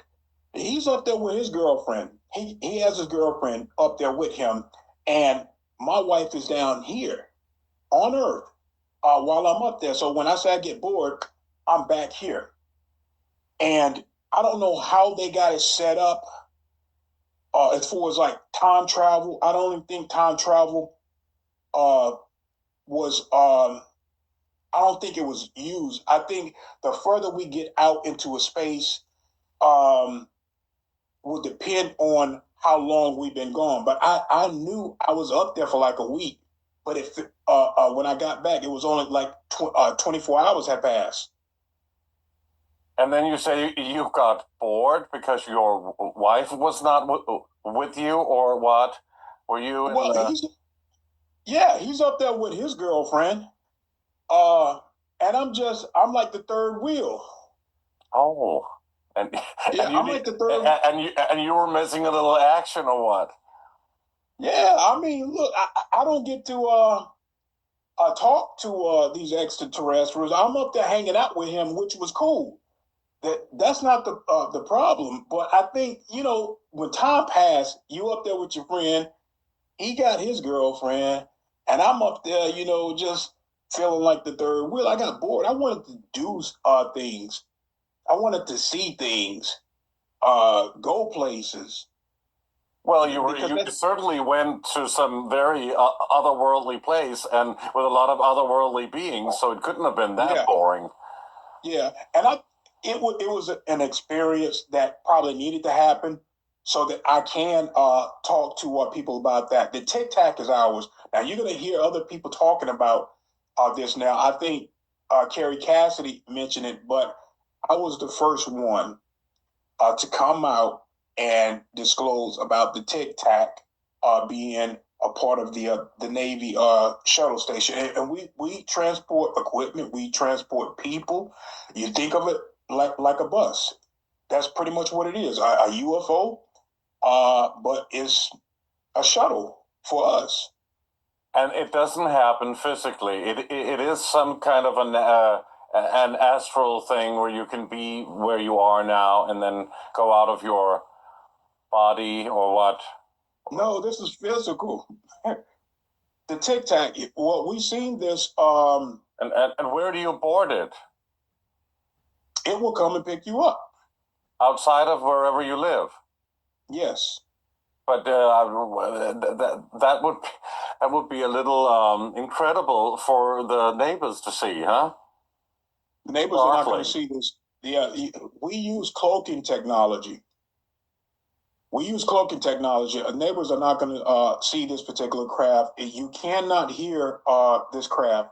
So when you walk into it, you suddenly disappear because you're walking into something that is cloaked. And it's done at night. And it's done at nighttime. They pick me up at night. which is I was number off there. 2. Yeah.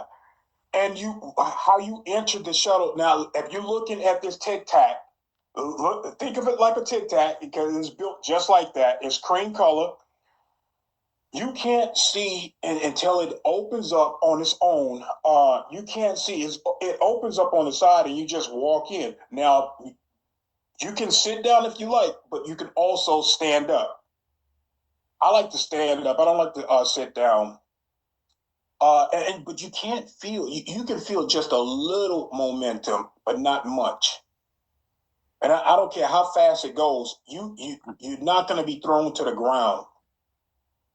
But if it has this invisibility cloaking, and you are going out there in the night to board that Tic Tac, how can you find it? How do you know where to enter? They speak to me. So they say, now we are opening the ramp, and then you walk up, and you just think, okay, I'm just going to do it. I'm just going to try and see if this has some firm ground under me. Yeah, and you'll have there's one military person at the front. He's going to be driving that, and there's going to be another military person that actually come out and let me know that they are there, and for me to go ahead and aboard that. He's going to help you get on the craft, which really it's not that hard. All they do is just slide the door open and you just walk in. And when you're inside, you see the inside of the craft. Then it's no longer invisible, right? Right. But if say like if you were there with me and I walked in and it just shut, you're not gonna see it. You're gonna probably feel like a light hum, light vibration that it gives off, but you're no longer gonna see me at all. But I can see you. Right. Yeah. So you also said, because when you were, I mean, there's so much to get into, right? I mean, so this is like, we're going to jump from one place to the other. But I mean, you said that was it your father who had like 32 children, but you also said that you had been used for breeding purposes, or were you used for sex, or what? Yeah, well, I can tell you about several encounters. One with Reptilian, one with canine being. A canine, like a dog? Yeah. The Canis people. Yeah. They are in another dimension. These are Illuminatis from another, and they're positive Illuminatis too. These are they come from another multiverse. These are the multi-verse Illuminatis. I don't know how they tracked me, because I jumped into another timeline where I was a college professor, and I was teaching human but dragon people. So I was a human, but I can shapeshift into a dragon, not reptilian. Not like how Queen Elizabeth, she has human and reptilian genetics, so they can shapeshift. Well, in this other dimension, timeline version of myself, I was human, I was a college professor, and we go from human to dragon. So I had a classroom full of kids, and I was teaching my students how to shapeshift into dragon form. And they're good kids. They are really good kids, and they're a mixed group of kids. So this mixed kid, I think he was mixed between black and white. He came up, and I asked him to go ahead and show me what he can do.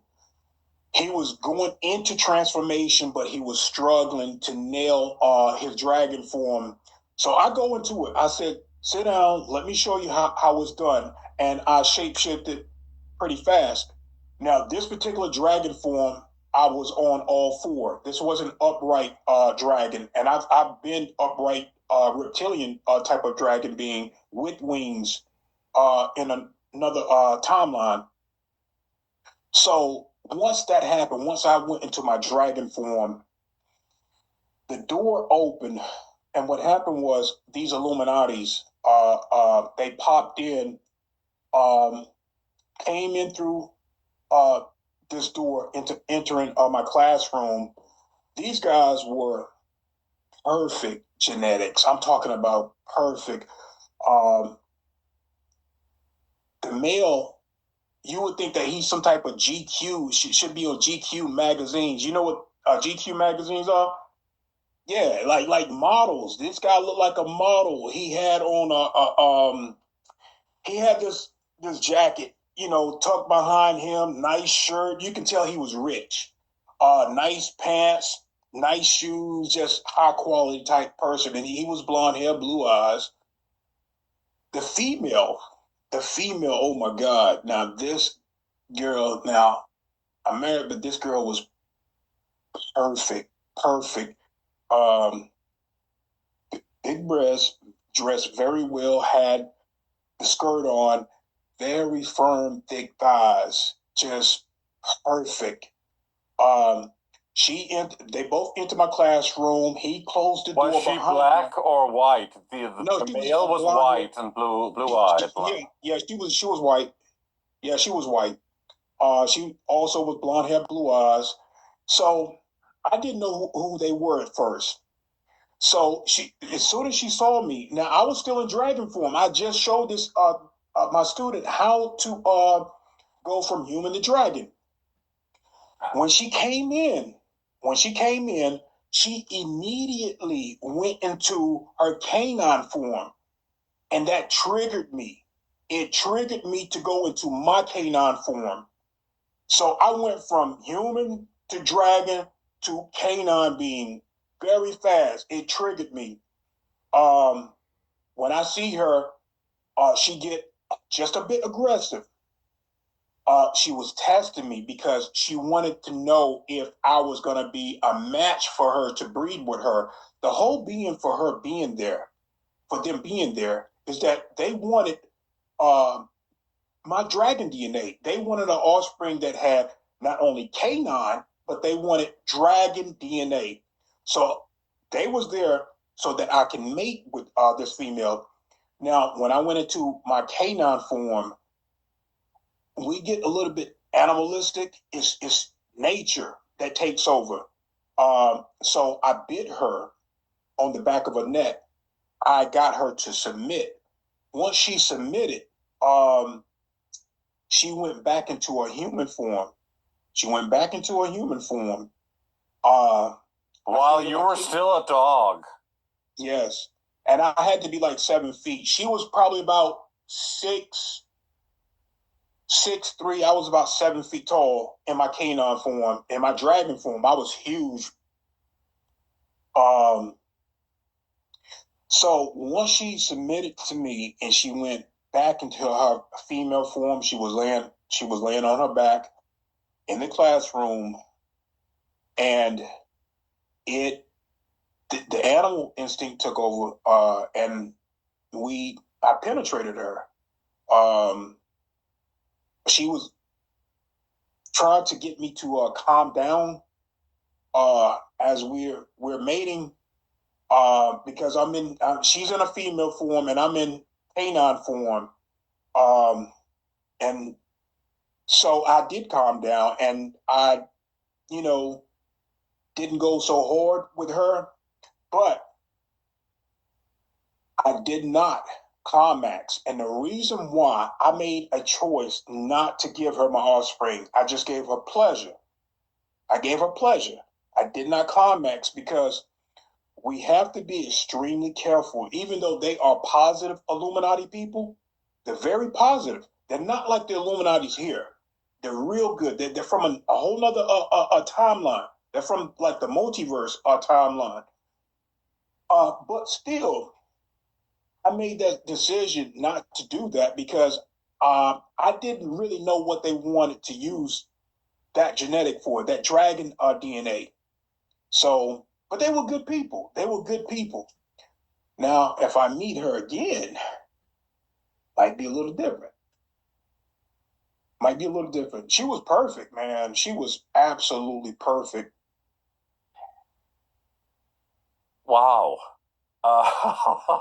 You do know that a lot of people watching this will be, let's just say, a little bit either shocked or surprised or very skeptical about all of these things that you're saying, right? I mean, it's quite far-fetched. Yeah, yeah. But it's time. It's time for people to wake up. We have a. But what do you want to say to those people who question you and say that you're out of your mind and this is outrageous what you're saying? Well, you see a lot of things that are coming out now are crypto beings. You guys have really no idea of like what we do from behind the scenes. Like I said, I meet with generals, and they can also go into canine form. I meet with other military people, like high military people. They can go into reptilian form. People have seen people shapeshift right here, right now, not even dealing with the other dimensions. This is how we are. Now, it's unfortunate that humans have been manipulated to not believe, but it's been kept like that by people that want to control us because they see humans as a resource. They feel like we're not worthy of this particular information, so they keep our conscience level low. That is no longer going to be happening anymore. Disclosure is coming in a major way. Now, but most people won't be able to even grasp that. They don't even know 1% of all of this stuff you're talking about. Of course they do when watching this channel, because we've heard, trust me, everything. But I mean, the regular population, that's what I'm talking about. Even people watching this will say, wow, that's a little bit of a stretch. Or a lot. Absolutely. What you're saying, obviously, because you're all over the place. But you also say that you met several different versions of Donald Trump. Yes. So there's several different versions of him, looking like him, hairdo and all. Yeah. Well, we know that paperclip boys, they came into America. They started cloning programs, and later, this is way before people even knew about cloning stations. Later in life, people started hearing about people being cloned.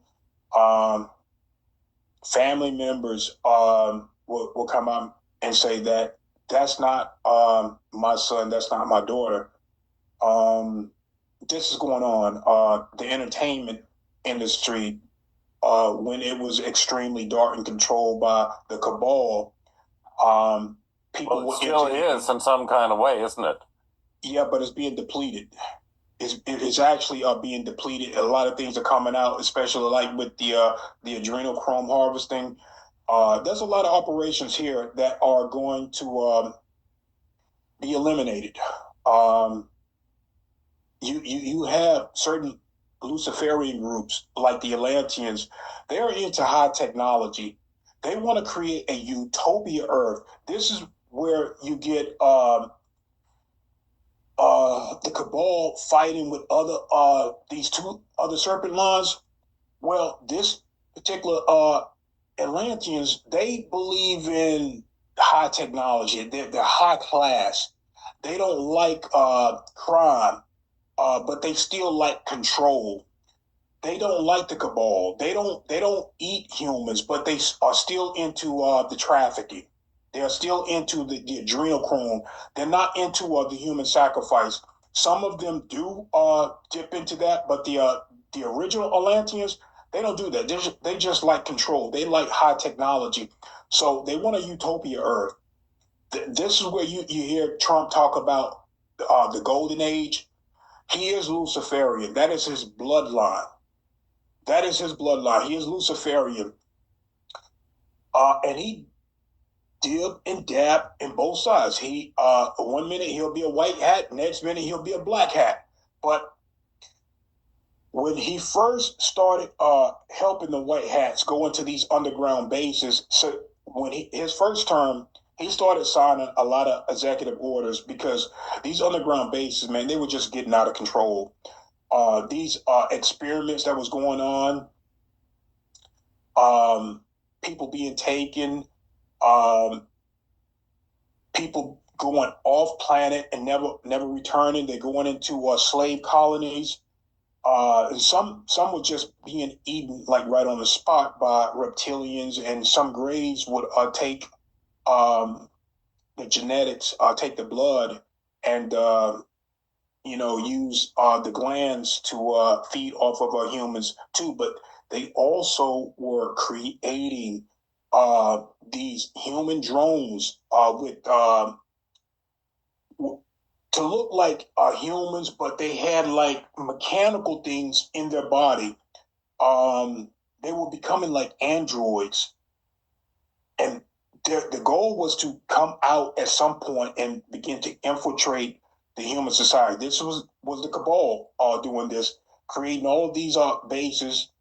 Had people in there that were basically there for like over hundreds of years underground in these bases, breeding programs under there. So when us white hats, we started going into these bases, we killed a lot of reptilians down there. We killed some grays that was down there, but we also saw children, Illuminati children, down there. And once we started bringing them up to the surface, the sunlight would kill them. They'd never seen the sunlight. They never had the chance to grow that type of pigment to their skin. So when the sunlight hit them, it would kill them. It would kill them. But Trump, this turn, he turned on us, and then started working with some of the black hats. Started having these agreements with the cabal, and it was to start creating. This when you saw him with the Elon Musk, and you saw Elon doing the Nazi salute. Yeah. So when Elon joined Trump, this is when Dark Fleet had control over both of them. You're talking about but wasn't he always part of this? He introduced whatever happened in 2020, 21, the medical treatment. He is very, very involved with Israel and all of those things as well. And so, I mean, it's not exactly just the savior that a lot of people, for some reason, still believe in. And I told people this 8 months ago that Trump has free will. Of course, he was helping us out in the beginning of the White Hats, but he has free will. He do not want to look weak in front of the other luciferians. So he started having some of these cabal members, because they were fighting. His group, the luciferians and the cabal, are different. He was fighting with them. So Trump, Putin, and China are like the new managers now, with the blessings of the Orions. The Orions didn't care at first. They just wanted Earth under control. So they are giving the Luciferians a chance at trying to control Earth instead of the Cabal. But because the Cabal are Draco reptilians, and the Dracos, they're a little bit more blood. They're hungry for blood, and they get sloppy behind that greed of blood. That's why you see a lot of dark things that was going on in Hollywood, in these underground bases. With P. Diddy, you mean, or yeah, what? Yeah. All of that is connected to the Dracos. But didn't you also take part in some of that with the celebrities, or you did whatever, a mission or something I've heard you say. Yes, this is a white hat mission to infiltrate a celebrity party. It's a white party. And I did. I infiltrated one of the celebrity parties on an island. Was that Epstein Island? I don't know. I don't have all of that details, but it was definitely one of those islands. It could have been one of Bill Gates Islands. It could have been Epstein Island. It could have been P Diddy Island. But did you see any of those names there, or anybody we would know of? I saw a lot. I saw Usher Raymond there. I saw a lot of females there. I don't mingle with these people. The only time that I have to mingle with certain people, certain celebrities, is when I go on missions. So I don't know a lot of these up and coming. And there were young people, up and coming artists. We had up and coming music artists. We had up and coming YouTubers. There, famous YouTubers were there. Different rap artists, people were there. Some of the Hollywood people were there. So, and everybody's dressed in white. And I'm there mingling with people, but I also have surveillance equipment on me. I have recording equipment on me. And I'm corresponding with military white hat people. And this is advanced surveillance equipment. So I'm walking around and I'm communicating in the woods with these. There's other people out there. They're drinking. They're talking. But here's the thing: at night is where all the bad things come in. I didn't stay for the night. I was spotted. Okay, and I'm gonna tell you what happened with that. But I do want to tell you that porn stars are there as well. So there's a lot of young porn stars at this party. So as I'm communicating with the white hat, we have like code names. So I'm talking to code name Superman. So I'm on this communication device and I'm speaking with code name Superman. And this white guy, he looked almost like albino, man. He looked almost albino. He blonde hair, blue eyes. And when I'm finishing with my communication, this guy come up to me. He said, he whispered to me, "Why is Superman here?" And I try to play it off. And I'm like, "What? Who are you talking about?" And he just looked at me. This guy is telepathic. So we have Nordic people at this party, and they could be on security. So he knew. There was no way for him to know that I was communicating with codename Superman, not unless he was in my mind. He was telepathically in my mind, and I didn't anticipate extraterrestrials being there, but it makes sense. You're dealing with a lot of bad things that can lead into human trafficking there, or molesting of young children at nighttime, because this goes on in these underground bases. But he blew my cover. This guy blew my cover. He didn't approach me in a negative way after that, but he did ask me. He said, "Why is Superman here?" And I just try to play it off. And that's what I did until I got out of there. So I didn't stick around. Uh-huh. So how about Trump? You said different versions of him, and you met him? Yeah. Okay, let's get into what the times that I met him, and then we'll talk about the this other stuff. Okay, so the first time I met Trump, Space Force wanted to recruit me. Trump himself, I didn't know at the time he wanted to recruit me because Space Force know about you. They know about you. They know about everybody on the planet. They have a huge database, and they monitor everybody. If you think the CIA monitor you, Space Force by far is way more sophisticated than most of CI in the intelligence community. So I get called to go to a Space Force, and as I'm checking it out now, I'm excited.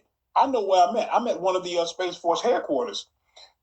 So I'm sitting down, and this girl that's checking me in, she looks familiar to me, and I'm like, what is this girl doing here? This girl that was checking me in, she worked at my gym as a receptionist. So like when we go into the gym here and now, at my gym, she would be there checking people in, and she was here at Space Force. So I'm like, this is what I'm saying to myself. I'm like, why is she here? I didn't say anything to her, and I'm just getting checked in. And when I'm getting checked in, I look over. Trump is at this door, and this door has like steps. It has like 2 steps down, going down, and he's looking at me, and he did like that. He just looked at me with that Trump face and clapped like that. So after I get checked in, I'm back in my my bed. So they took me, got me checked in, and then I was put back in my bed. The next day, I go to the gym. And she's there. When I walk through the door and she's right there, she looked at me very strange. She looked at me very strange, like, do this guy remember what happened? And of course, I didn't want to say anything. I didn't want to look like all creepy and shit. So I kept it to myself. But that look alone, like, she was wondering. She had that look on her face, like, do he remember what happened? A couple of days after that, I didn't see her no more. She no longer worked there. So, and it made me wonder, was she pulled from that? So, but she was there, man, and that was not a coincidence for us to be. So this could not just be like a dream or a nightmare or something that you're imagining in your sleep. Like a lot of people, we sometimes conjure up or we imagine incredible things in the night that are otherworldly and totally unusual and not something that could actually happen. No, you think? I actually have other team members that are SSP people, and we trained in the here and now. I would share this email with you, but I have not. I would have to get permission from a certain person. So if you want to hear an email recording of how we train from one of the other guys that are with my group, I'll get permission from him, and next time I'll play that recording for you. But I have to get permission. I don't give up comrades. I'm very loyal.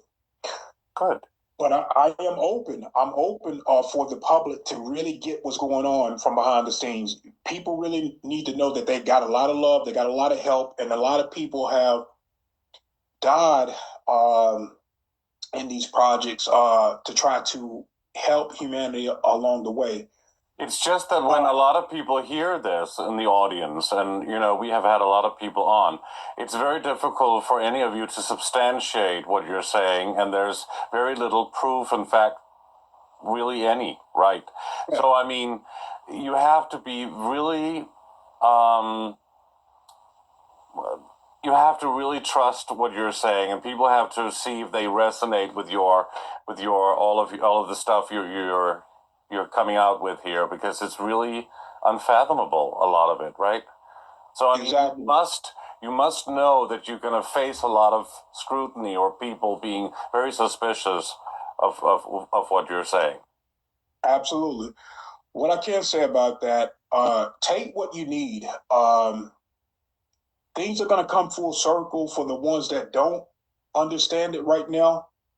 Only take what you can handle. And then later, it will, register for you. But don't just stop at my information. Gather your intel. Gather. Don't just talk to one channel like your channel. Go to all these other channels. Even if there are black hats that are putting out information to lead you away from certain things, like this other person I talked to you about, that's very famous. He's been putting out information. If you want me to, tell you who this person is, I'll be glad. But he's very well known, but he is reptilian. Now, I'm gonna tell you, I'm gonna give you indications of a disinformation agent that is in the UFO community and has grown exponentially. If they're always talking about positive ETs, that's a red flag, because we have negative ETs, we have regressive ETs that see us as a food source. If they're not talking about the human trafficking, which is a major problem, they're not talking about the adrenochrome harvesting, if they are saying that it is just humans doing this and they're all positive ETs out there, those are your red flags. And they don't actually talk very much about the implementation of the New World Order, which is out in the open, which is what we know is true. Exactly. We have to address a lot of the bad things before we can get to all of the good things, because this particular Earth realm has been ran by negative ETs that want to be worshipped. They see us as a food source, and these fires have been burning for a very long time.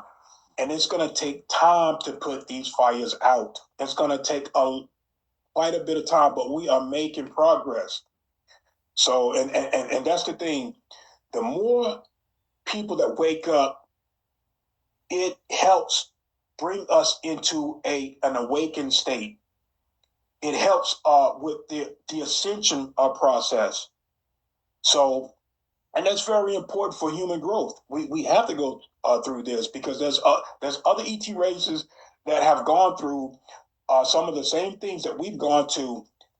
We are now, like Solar Warden, they have joined these federations. We operate on other planets. So, and I've been on those planets where I'm in military equipment, and my team after going through a battle with these negative beings, we got an award. And then after receiving an award, it was like a parade, and we was on another planet. Our whole military group, was out there, and we're walking, and one of the girls that knew me, she was proud of me, and she did a symbol like that. She pushed her hand out when everybody was clapping for me and my team members, indicating that, she see me, she loved me, she's honoring me. And, I just smiled, turned my head, and kept walking. But we went right back after receiving, this award. We all got ranked up, and then we went right back. There was no downtime. So what is the explanation right now about the implementation of AI, and that AI is taking over everything? You even claim that some of these versions of Trump that you mentioned, that they were operated by AI. Yeah. So there's an AI version of Trump. There's the Anunnaki went into before all of this, these Trump started popping up.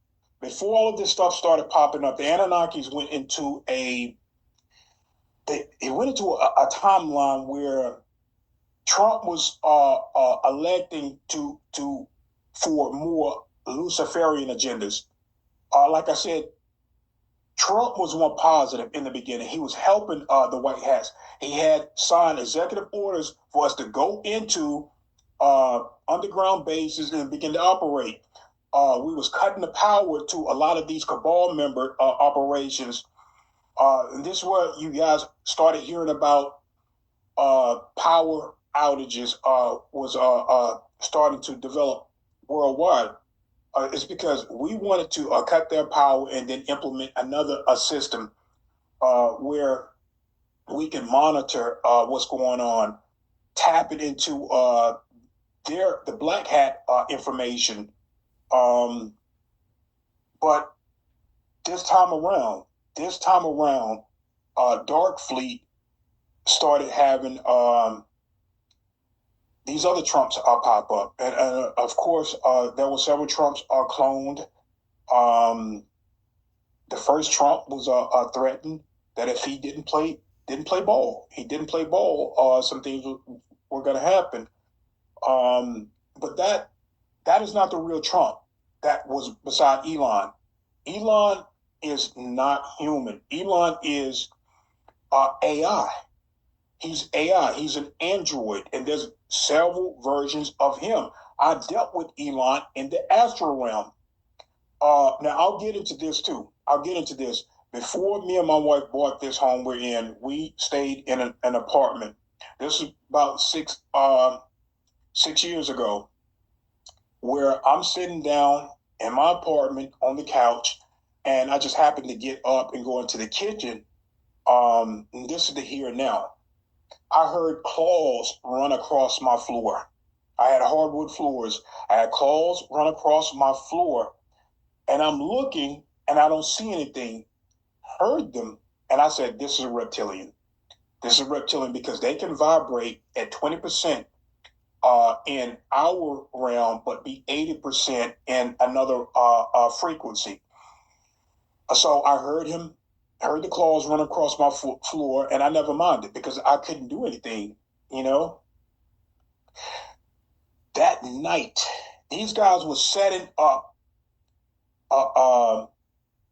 they was going to set me up for when I went to sleep. I was going to enter into the astral realm, which I did. So that night, I went to sleep, went into the astral realm. In my apartment, I saw Elon Musk, and he had a med bed.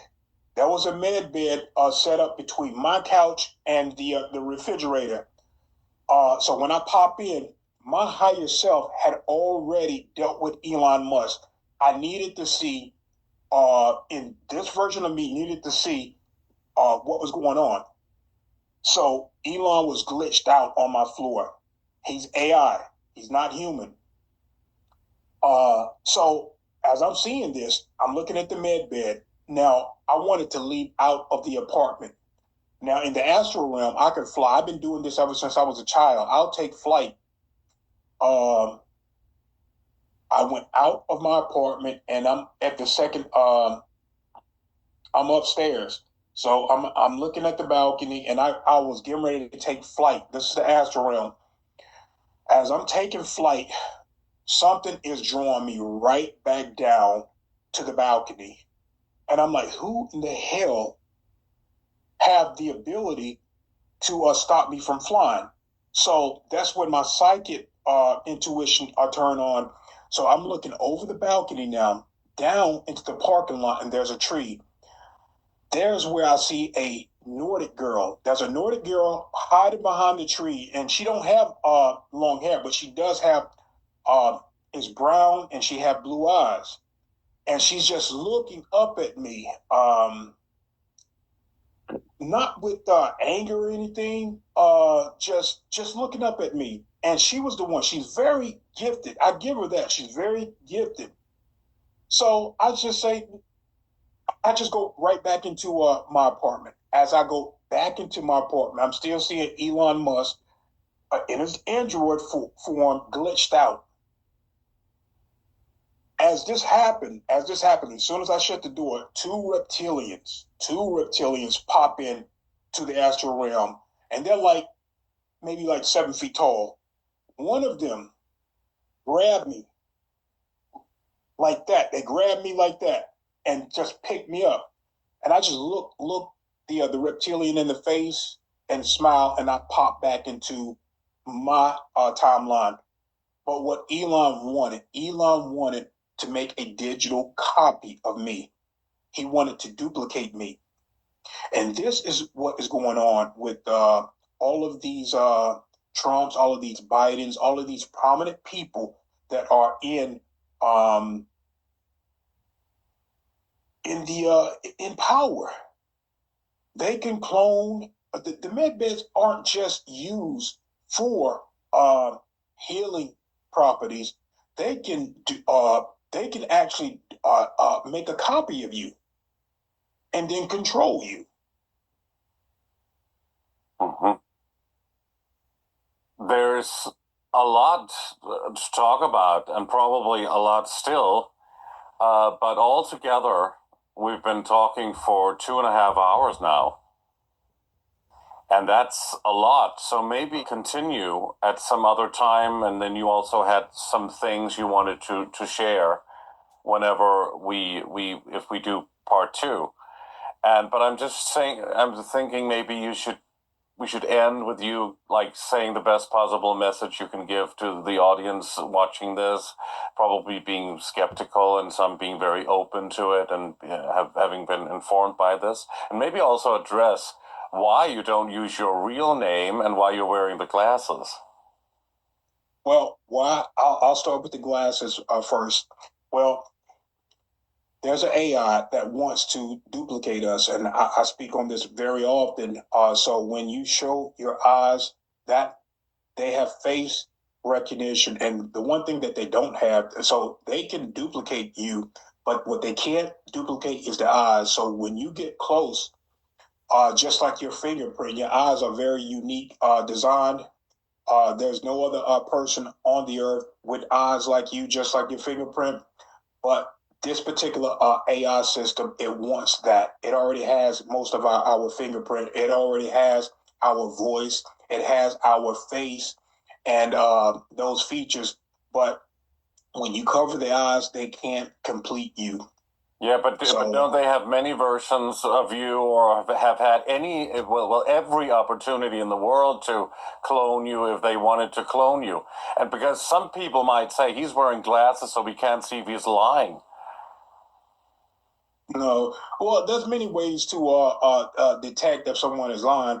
I would say just get a feel of that person, see how genuine they are, get to know that person, see if that person is heart-based, see if that person is willing to talk about anything. If they But it's are just not, when you see somebody's eyes, also when you're in front of somebody and having a deep or very good conversation with anybody, when you look into somebody's eyes, that is where you can sense the soul and the being and the truthfulness or the connection between you and whoever you're sitting next to. This is, of course, on a screen, but still, when people don't see your eyes, they can't really get into that connection maybe with truly who you are.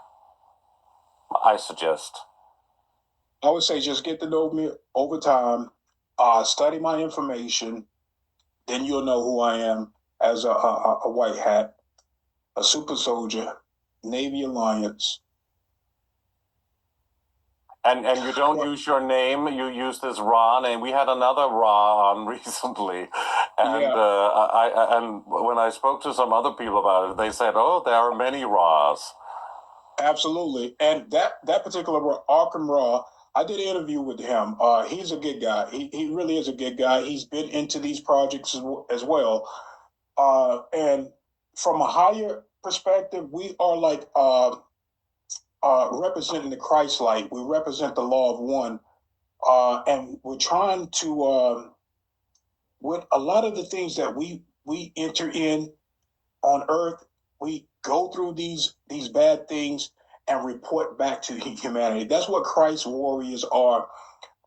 We have to go into the dark and shine light. And that's what disclosure is, going into the dark, speaking your truth, and trying to help humanity up. I'm always going to. But wouldn't you stand even more in your truth? I'm pushing you a little bit here, but wouldn't you stand even more in your truth if you didn't cover your eyes and if you told us what your real name is? I'm not going to do that because there are lower Illuminatis out there. Like I said, the first reason is there's an AI that's growing and it wants to duplicate all of humanity and take it into another. They want to trap souls. But if you give it too much of yourself, then it has a lot to go on. With my original birth name, I will disclose that a little bit later because I'm going to be writing a book. But there are lower Illuminatis that don't get the memo. They didn't get the memo. You cannot harm a human being. So if I give them too much of my information, I might have a rogue lower Illuminati that's going to try to make a name for itself and then try to harm me or my family. So I have to be. Don't you think they know who you are already? The higher ones know, and they know not to touch. If a lower Illuminati see me get everything that you want me to do right now, I can't give every part of me right now until some other things are in place. I have to protect, myself and my family. I do have kids. I'm married, and I have to be extremely cautious. But what I can give you, I don't hold back on. So, and I got a lot of. It is also, but I think it's important to address it because there might be people saying, "Why doesn't he do this and that?" And if I don't address it, then you don't have the possibility to answer. And also, if it has to do with protecting your family and your surroundings and all of that, then maybe it's more understandable, huh? Absolutely. And this has happened where you get these lower Illuminatis that are trying to make a name for themselves, and they locate you and they get help. We get word that they get help. So it's not just rogue people being initiated. It's a lot of things. I have a lot to talk to you about. And I will disclose. I won't hold back. But certain things, like when it comes to me being infiltrated, I have to be extremely careful. And we'll get into the drug dealings. We'll get into the underground prisons that these bases are located. So there's a lot I have to unload. I've been on Mars. I've dealt with what goes on Mars.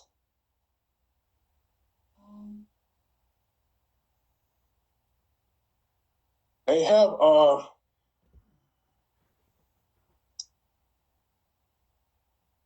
the crates that we use for shipping containers. The huge crates that we have, they take children into international waters, and ships pick men, women, and children up. This is Dark Fleet. This is the Nazis. They are the biggest human traffickers on the planet right now. They take them to Mars in these huge ships once they get them out into our international waters. And they process them on Mars. I was killed. But this is really something we want to get into, right? I mean, this is like a topic for, where we want to get really in depth and do a longer thing about this, right? Obviously, this is like huge. Yeah. But and we can talk about all of the topics that we're going to discuss there. But your final words for our viewers, that would be nice. What is your message to end with here today? The positive message that I want to give humanity is that we are on a positive timeline. I jump into a lot of future timelines. Things are going as planned, and this is no negative groups can stop what's coming. It was always meant for humanity to go through harsh times to evolve from. But this is the best timeline for everybody to be on. So just be excited that you are here and now, and you do have other family members that are on the other side. They're watching, they're rooting for you. Just be the best version of yourself in this timeline, and everything is going to work out. Remember to unite as one human race. Don't play with the red and blue division. Stick with the human collective, and everything is going to work out. We are going to manifest the reality, the world that we want. That's a wonderful message and a great place to end here with those words. So thank you so much for being on. We had a long session. We're going to do more. Nice to meet you as well. Thank Great. you for all your hard work as well. I hope you'll have a great day, and I'll see you again. And thank you, Raw Cloud, for being on Age of Truth TV. Absolutely. Thank you. Thank you very much to Raw Cloud, and thanks to all of you for watching Age of Truth TV. You can support us by clicking onto our website, Age of Truth.